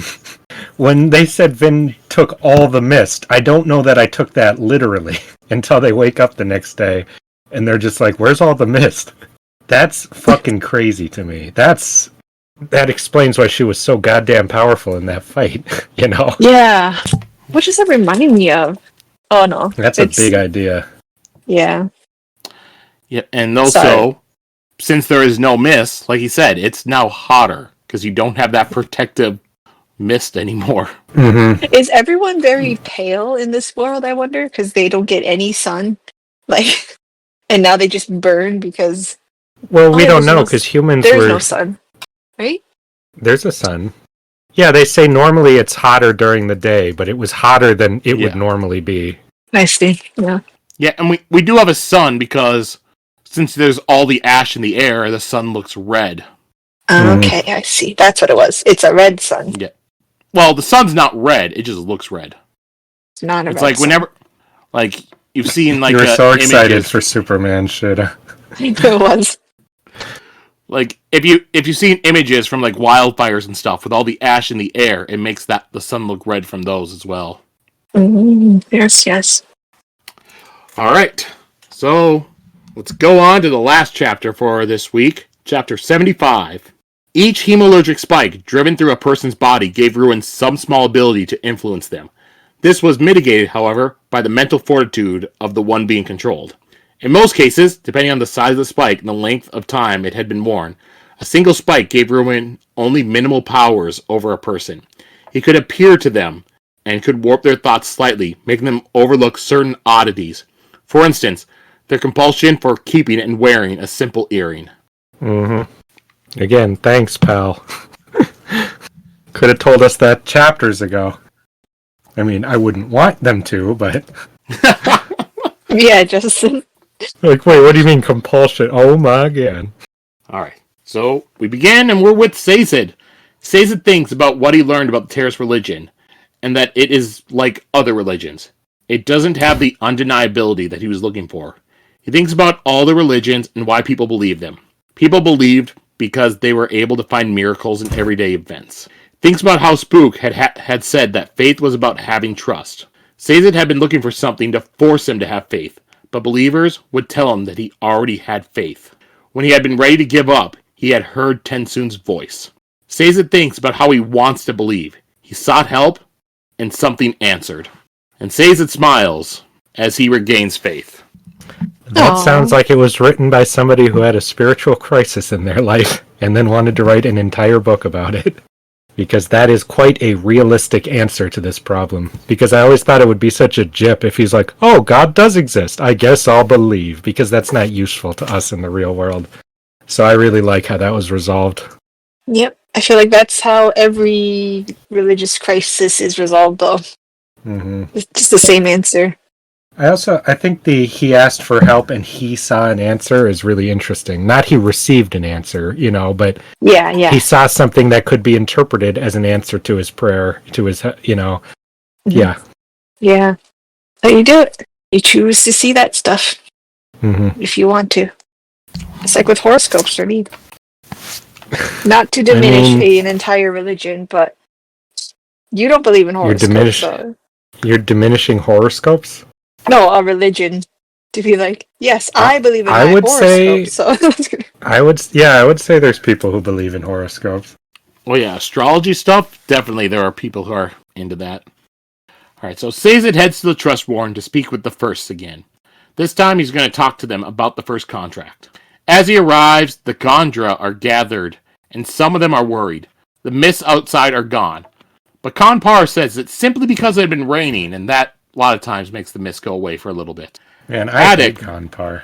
I hate this guy so much. I didn't hate him before, but this whole section I was like, dude, shut the fuck up. I hate people like that. Because they just don't want it to be true. But it doesn't matter. So it drives me nuts. I hated Kanpar from the first moment I met him. So. Did you? I didn't even notice him till now. He was mean to Tensoon. I did not like that. I see. Yeah. All right. Haddock voices from above that was not the case. They had been wrong. He tells Kanpar to clear the trust warrant for all except Sazed, and to spread the word the day of the resolution may have come. As the Khandra leave, the first explained to Sazed that they had been given a task from the Lord Ruler, that a day may come where they will need to have all the Khandra to essentially commit suicide. They must remove their blessings and turn back into mist wraiths. They explain that the mists are Preservation's body. Sazed says that maybe Preservation has returned, but the Khandra explained that he was too weakened. Sazed says that maybe someone else has taken up the power and thinks that it is Vin, and this is what it means to be the hero of ages. And then the doors burst open, and some 5th and 2nd generations enter. Kanpar is leading a coup. He feels that the first can no longer lead because they are speaking of the resolution. They are too unstable, and he will not leave the future of the Khandra to them. The Khandra take the first and gag Sazed. And that's where we end our chapters for this week. See, I understand where he's coming from. Who wants to fucking destroy your entire species? But I still hate the guy. You can't relate with that? He just wants to survive. Yeah, no, here's the thing. Here's why here's why I don't like him. Yeah, he wants to survive. But getting rid of the first generation, if the world is ending, it won't fucking matter. Everyone will die anyways. He's totally That's what I don't like. That's what it is, yeah. Exactly. It's the denial. It's not the selfishness aspect. It's the denial aspect, you know? Yeah, the world's literally falling apart and they're still in denial, trying to do a thing. Yeah, there's just too much evidence that it is. That's the thing. And also another reason to not like the guy. Oh yeah, you know, he uses the first wouldn't let you as the reason to like go against Tensoon earlier, and now he doesn't listen to him when it's something he just doesn't want to listen to. It's inconvenient for him now, so he's just like annoying. But you are never supposed to like this character. Whether in Ghostbusters or any movie. Doesn't matter. Same character and everything. Yeah. Anything else from this chapter you two want to go over? Nope. All right. So then we'll just move over to our theories and predictions. Now this week, I'm going to do it a little bit differently. I don't want to ask you any questions because I don't want to lead you any certain way about where the story might go. So instead, I'll just ask you to, if you have any theories or predictions or anything you want to throw out there for the end of the book. Gosh. Well, just the god fight. I hope that they go head to head, and then because they are two sides of the same coin, it's just going to cause an explosion that will start the world over. Start the world over? Does that mean everyone's going to die? Yeah, sadly. Well, remember, what? Jesus! But why is everyone hiding underground then? Justin, don't you remember her theory was that everyone dies, the world ends, and yet it's a happy ending somehow? Yeah. I don't remember that. No, I don't think so.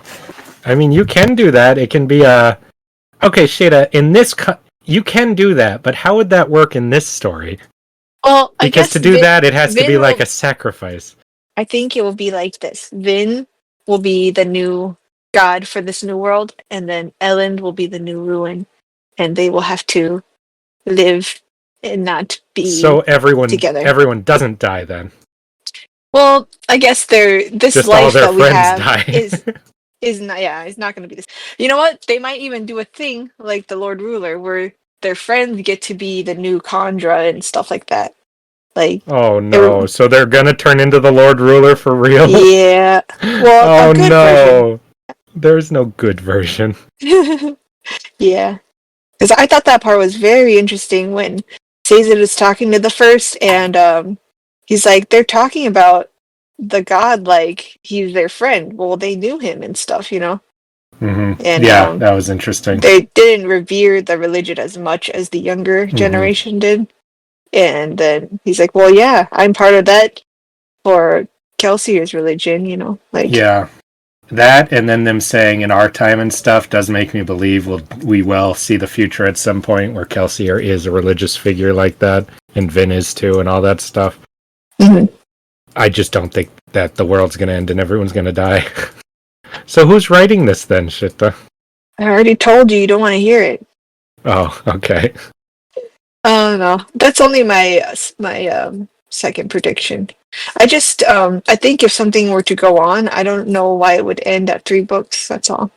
Isn't that how doesn't every book go on and still end every story? Yeah, but not every book is part of a larger collection of works like this.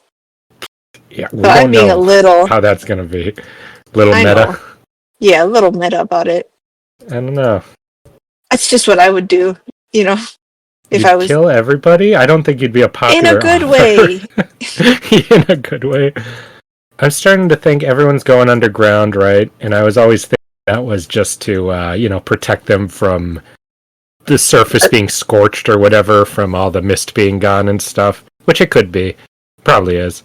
But I'm starting to think that everyone's down in these tunnels. Whatever the Condra's going to do would be something where they'd all be given some of the energy the Lord Ruler used on them, but I don't think so. Now that I've worded out, that doesn't sound right at all. Yeah, I don't know what the Condor are going to do. Maybe they'll become the new Ash. Oh, they said they would have to take out their spikes and return that power. And I think they're returning it to Vin now that she's got the power, you know. So I think once Vin takes all the powers of, preservation of that force, she's going to really become actually what that was never able to be because he gave us, the people, parts of his power, you know. So now she will totally ascend and then totally put Ruin in his place, you know. But then... Well, again, I don't know if she can put him in his place because they're... Well, I don't know. Supposedly they're of equal power. Also, Ruin is not evil. He's necessary. They've said that many times. Yeah, that's why I'm saying the world's going to end. Yeah, because he was wronged by not getting to ruin everything, you know? Yeah, but fuck him. That's my response to that. No, he was wronged. This is a deal. Don't give me a Ruin did nothing wrong situation. So you think they have to allow the world to end so it's fair for Ruin, but there's going to be some cheat where it will not end and everyone will get to live? Is that it? It will just start over, you know? Yeah. Yeah, maybe. Yeah. Which is not bad. That's kind of a point, too. I just really, really resonated with that. Like, Ruin isn't bad. Just things have to be destroyed before they get made again and stuff, you know? Here's what I think. Everything dies is what it is, you know? Like, yes, but Ruin is the antithesis of all humanity, of our entire philosophy and existence. We just can't make peace with it. We can accept that it's a reality, but we can't roll over and let it happen. Sure, that's what I think. Fight. I'd be very surprised if that's the ending. That's why I think it'll be some kind of happy ending, but not that they will survive, you know. All right. Well, I'll be curious to see how they pull that off. We go to heaven, right? When we die, and we believe in stuff we like that. We don't know that. Well, maybe they do in here. That's what I'm saying. Well, the fact that Sazed found his faith before getting it revealed if there's god entities and stuff makes me think that we may see more of that afterlife stuff or beyond stuff. You know what? I don't fucking know. I can't guess. There's too many pieces I don't have, Joe. All I can do is speculate random nonsense. All right. Like I said, I just did not want to steer you in any way. I want to see just whatever wild stuff you two could come up with. My true guess is that the Khandra either use their energy to what am I trying to say? Imprison Ruin again, or they fly up and become the new. Yeah, they got it. It's to imprison Ruin. That's my current theory. Yeah, that just. Well, he's just gonna go back to jail. That seems like a Band-Aid to me. Like fuck him. Yes, This is and like that a shit, that is how you have your theme at the end, because it is a band-aid. All things will end, but not today. That's the kind of plot, or that doesn't seem kind of like a moral I end of expect. a third book in a trilogy, you know? You're like, all Nothing right, ever back to truly jail ends. with you, Scarecrow. Like, you know, like All I'm saying is for that's my next week's current theory. adventure, we'll fight Ruin again. No. Like, They'll be like, no, what it'll be is in 1,000 years, he'll be able to trick somebody into freeing him again. And that's why we're writing these texts on metal and making sure that, unlike the Lord Ruler, everyone knows about this stuff. That's my current theory there. And maybe. that's why I mean, Sazed's writing all this down after he becomes the Hero of Ages. after Or not the he, Hero of Ages. He gets the power in the well, and he's the one who's going to keep it safe for the next 1,000 years. That's my actual theory. You got anything? I don't know, just that. But yeah, just what I've been saying. Nothing nice. All right, let's Oh, but I just do go. agree. I think Oh, Vin sorry. and Elend will live on in the great power beyond all. I don't think it's going to be Vin alone, but I don't think Elend's going to become Ruin, though that would be fucking badass. Mm-hmm. Mm-hmm. Would that be cool? It'd be cool. I just don't think it's going to happen. You know what, too? Only the two of them can create life. So they'll have a baby after all. That's all I'm saying. I mean, you have something there if he chooses to go that route. That's a bit on the nose, but it is true. All right, let's move on to the character of the week. I will Well, go mine's with Marsh. Oh, hey! Oh, sorry, shit. We both got Marsh. You can say your reasons first.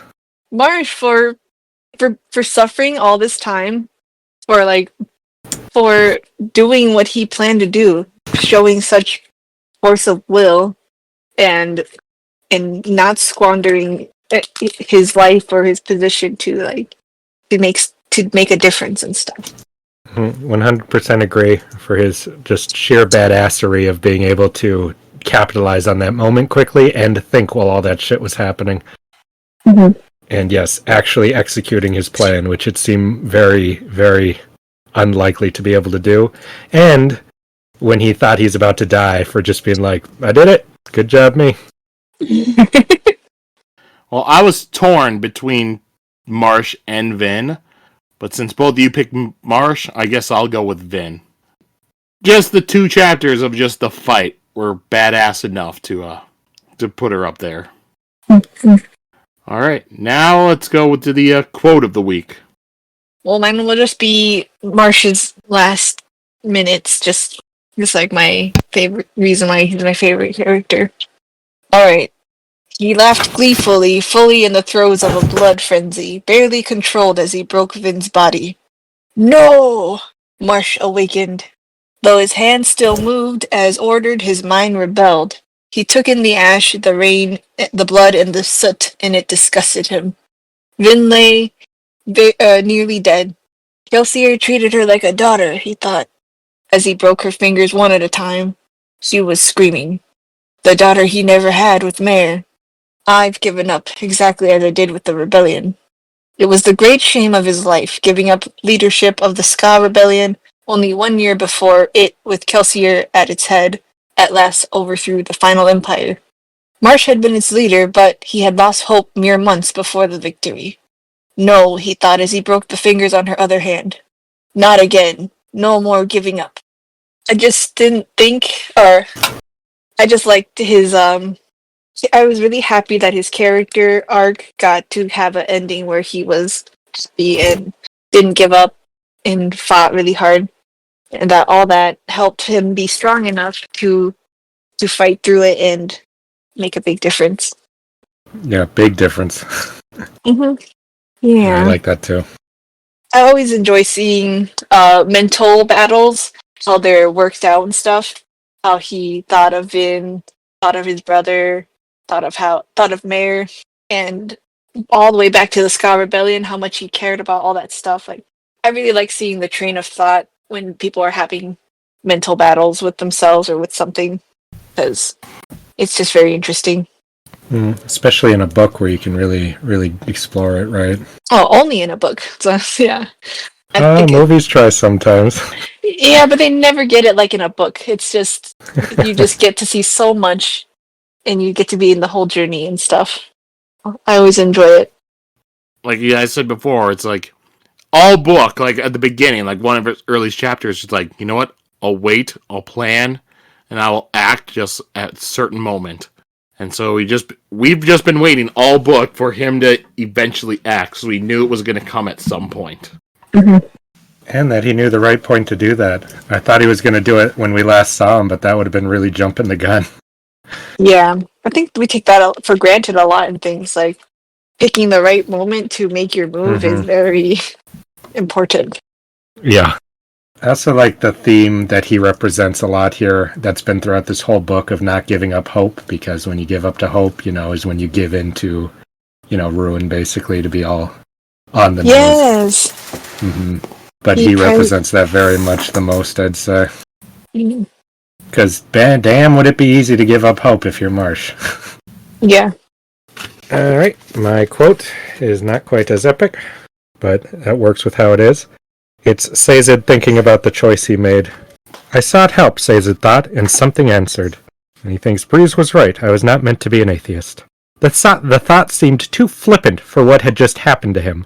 As he picked up his metal sheets and prepared to meet with the first generation, he realized that Khandra passed outside his humble little cavern, completely oblivious to the important decision he'd made.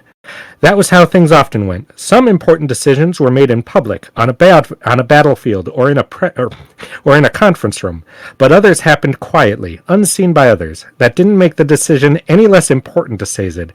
He would believe. Not because something had been proven to him beyond his ability to deny, but because he had chose to. I like that for both why he finally chooses to believe, which I think makes perfect sense, and I didn't expect it to be so grounded and realistic of a reason, and also the idea of this is a life-altering change for him, and he knows nobody knows or cares about it, but that's very interesting. That some of the biggest things we decide in our lives are so teeny. Yeah, Sazed's whole storyline this entire book has been great. Mm-hmm. Alright, so mine, it's at the end of the chapter with Vin and Marsh and stuff. Fortunately, the pain was fading. Everything was fading. It was black. Please, she thought, reaching out to the mists with one final plea. They felt so familiar all of a sudden. Where had she felt that feeling before? Where did she know them? From the Well of Ascension, of course, a voice whispered in her head. It's the same power, after all. Solid in the metal you fed to Elend, liquid in the pool you burned, and vapor in the air confined to night, hiding you, protecting you, giving you power. Vin gasped, drawing in breath, a breath that sucked in the mists.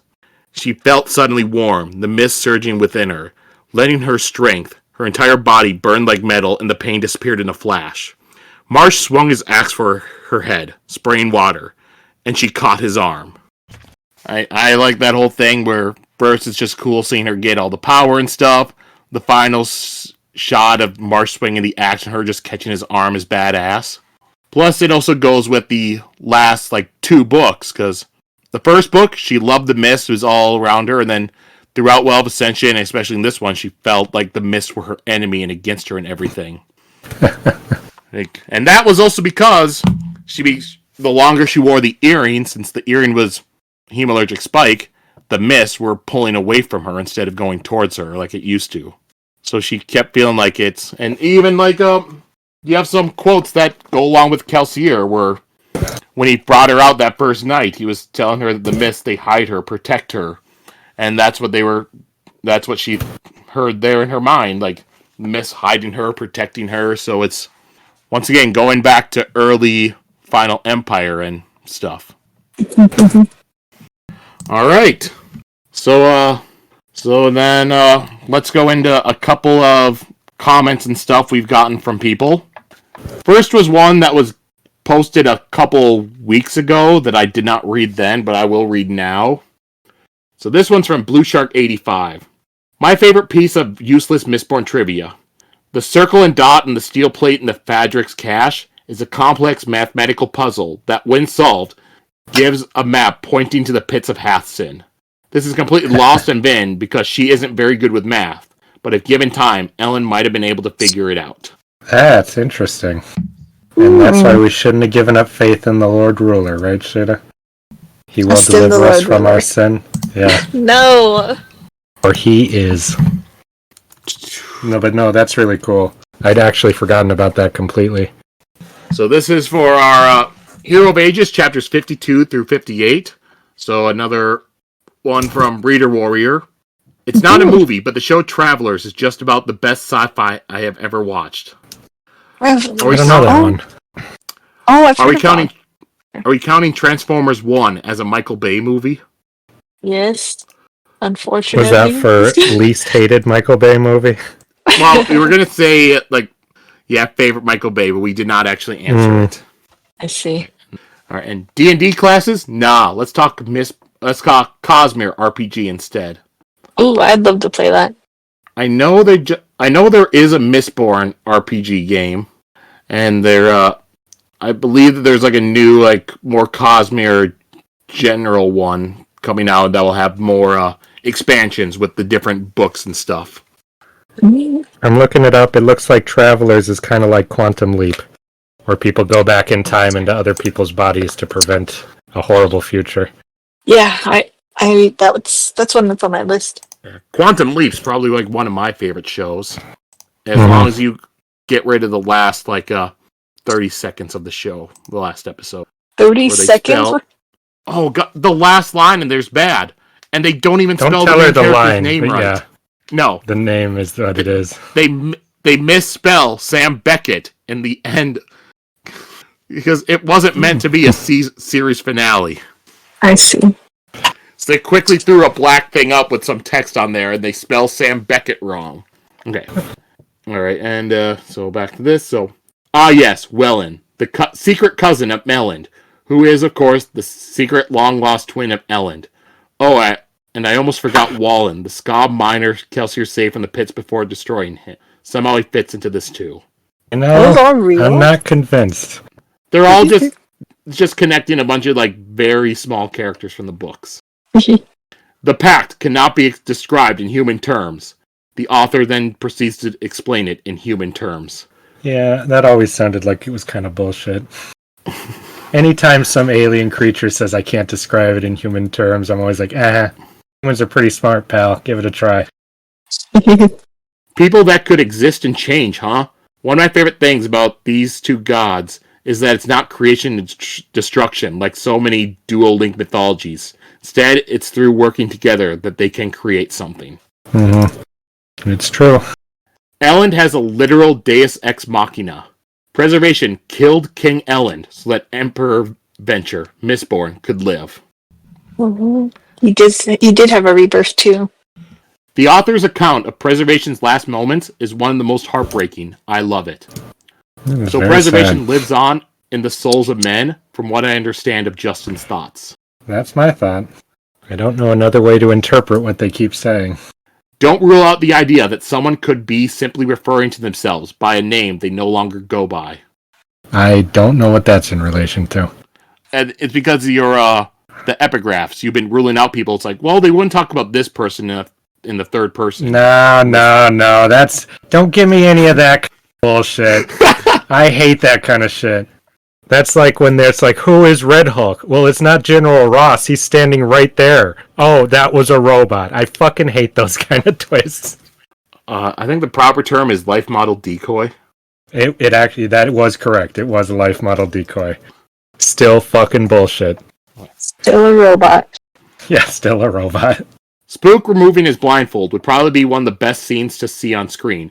Epic music playing, the whole scene in slow-mo as Spook easily makes his way to Quellion. The fire is providing amazing lighting, and the people are cheering his name. Then Beldre appears and the music stops. When the people start to attack her, he pulls his blindfold off and finally sees the truth. The fire isn't a path of glorious illumination, but of a city and people burning. The cheers are screams, and the people he oh so quickly dispatched are broken at his feet, and his hands are covered in blood. Fudging. Beautiful. All it took was 1 second of someone, Beldre, who Spook cares about being in danger, to snap him out. Even if it was for a moment, that's all one needs to step back, reassess yourself, and make the right choice. That's good. Well, when he said the music stops, I thought it would be like a record skip. Like, I named you Spook. You're my friend. Isn't that enough? Excuse me while I fudging sob for 16 minutes. Oh yeah, that was a very sad part too. That was very heart part. And how poetic that the negative side effects of Spook's savantism allow him to walk through fire without feeling any pain and accomplish his mission. Imagine the visual of him walking through the fire, this time a true survivor of the flames, maybe. Oh, there's another layer of Ruin's plan I never considered.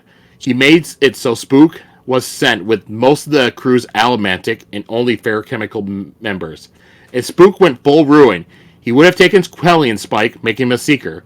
Then he couldn't have gotten the powers of coin shooting, riding, soothing, and who knows which from Sazed, probably healing. And then he could have rolled up against Elend and Vin, killing them and taking their powers too, all in Kelsier's name and the wish of not being forgotten/ignored. Yeah, could have been really bad. Could have been the end. I love Sheta's paradox of everyone dying and the world being destroyed, but everything's still okay. Yeah, I don't think that will happen. The Hoid Ex Machina theories begin. Well, do you guys think the world is going to be fixed then? Are the flora and skies going to be returned to what they once were? So there's going to be harmonization between ruin and preservation? More Adam Nauseam theories. What if different parts of the epigraph are written by different people? A journal of collective reports. No. None of that. I'm telling you, no bullshit. Bullshit. You never should have tried to guess in the first place because we just lied to you kind of crap. So far, no twist in the book has been like that. I've been waiting for you two to think, what if Elend and Vin become the new preservation and ruin? But who would become which? Yep, we just touched upon that again. Alright. The soda is pronounced Nihi, or Nihai. Have none of you ever seen MASH? No. I've seen episodes of MASH. I've never watched the full thing. And I've never seen the movie. Excuse me, we talk for 16 hours on our podcast on tiny details, not 10. So now, another theory. This one I skipped a while ago, but I'm going back to it, because this one has to do with Sheta's whole theory about the, because this was the one where she was talking about the mist, like, giving the people power, and also this was the episode where she talked about how Vin's earring was a spike. Okay. So this is from Nin Brannon. She did it again, Sheta. Perfectly fine with inflicting mental anguish with crack-ship chaos, strangely reluctant to present extremely well-reasoned and mostly accurate theories. The combination started to grow on me, and I particularly enjoyed Justin's pain and outrage. Oh, God, no. Yay. I'm glad. Right. Here's one from the Final Empire 1-star reviews from Ald Chad. With the person who is angry with the word coin, I just imagine the sentence being like, she pushed on the round metallic object that was used as currency. Laugh so hard after that. Yeah. Oh, God. What the hell is wrong with people? Yeah, what do you want? Alright. Here's another one. This one's from Hero of Ages, chapters 52 through 58, from Nin Brannon. I'm really enjoying Sheta's throw it at the wall, see what sticks approach is working out for her. It works pretty well. Though I still have some psychic damage from Tensoon dates Vin in Zane's body and Sazed with hair. Simultaneously the most damaging and the most funny moments of the podcast. Oh, God. I forgot about that nightmare. It's not a nightmare. Sheta, you should be arrested for that. I'm going to resist saying so right now. Oh, God, no. Please do resist it. Okay. Alright, and then this other part. If Justin hasn't already read the Broken Empire trilogy by Mark Lawrence, he might enjoy it. I don't know it. Yeah. Though I liked Red Queen's War better, since I don't loathe the protagonist from first to last page. Well, that sounds promising. Alright, and then that same episode, Old Chad. Finally caught up, especially loved the hidden feature where one of the people on the show slowly but inevitably descends into madness. Keep this awesome stuff up. Wait, which one is it? That's you, Justin. I don't know. I think it might be you. You said that you were starting to get paranoid and like. Oh, yeah, messed dude, up. sure. I forgot. I was going crazy. Yeah. You don't trust anything. I You're was freaking out, yeah. man. And we do have another long one, but I might save it for another episode. All right. Yes, save it. All right. I really like hearing them. Yeah, because we'll come back to this other one from Reader Warrior on the episode that we were on with the Cosmere Reads. Okay. All right. And also, I did get an email from my sister congratulating us on hitting 1 year. Oh, we Yay. did? Good job. Go team. Wow. Yeah. How many books in are we? We're almost 4, done with Sheta. the 4. So how many more years? 4.10 if we count that short story. We got 2 Volantras and the 11th medal. Ah. So for chapters, for next week, we're just going to finish the book. So you can just read everything that's left. Woo! My goodness, I can't believe we're gonna finish. I'm so excited. Yep. It is something that I've been looking forward to. We've not just finishing the book, but finishing the trilogy. Yes. Because while we did finish Elantris, that was just one book that we had read over 10 weeks. With this, we started Final Empire. I think our first episode came out last year in May. At that point, we were probably about a month ahead, so we were reading it in like April. So we're at like about 10, 11 months of reading this trilogy, and now we're going to finish it. Aww. Wow. We should do something special for the final episode. Yeah, we're going to do a wrap-up after it. Yeah. Yeah, wrap up, fan casting, a lot of fun stuff. Are you advertising to the people already Yes. listening? I'm just getting them hyped for how fun it's gonna be, the wrap up. And this is why you shouldn't bother watching. Because that's what we're going to do. I know, that's the funnest part. We can just talk openly about stuff like that. Yeah, and I think this wrap-up will be slightly different, because it will be about both the book and the entire Mistborn, and also I have some ideas for... I've resisted rankings in the past, but Justin said he wants to try them, so I have some ideas for different rankings. Nice. Ranking? Yeah, Like what? Best buns. Oh, Okay. like my ideas were going to be ranking your like favorite like big villains of the books. I'll have the list, so we'll rank them like 1 to whatever. Just ranking the books, and then I think the other idea I had was ranking your favorite ships. Okay, is this personal ships included? Or I'm not as into that one. I wrote a list for the ones that will be included, so they're all Yes. something that had at least something in the book. Some big, some small. So yeah, so people can look forward to that in a couple weeks after we finish the book. Or skip But it first- if you're not. Well, that one will also use to look at covers of Warbreaker. So yeah, but first, next week, we're finishing the book, reading the last of it. And now let's go into plugs. I think Justin did last time, so Sheta, it's your turn to throw out everybody's plugs. Oh my gosh, this is so much pressure. Okay, so if you want to look at really cool art and read a lot of cool comics that are about violence, hot girls, monsters, tentacles, then go to Profanity Beaver on Instagram, X, DeviantArt. He has a Patreon too. That's Justin's stuff. And we do a lot of fun stuff. We have a Discord. We chat about things. There's polls. You can win art. Anyway, that's Justin's Win stuff. art. Profanity Beaver. This is I why don't you think I've ever spring it held a on me. contest like that. The rest of it is correct, though. Okay.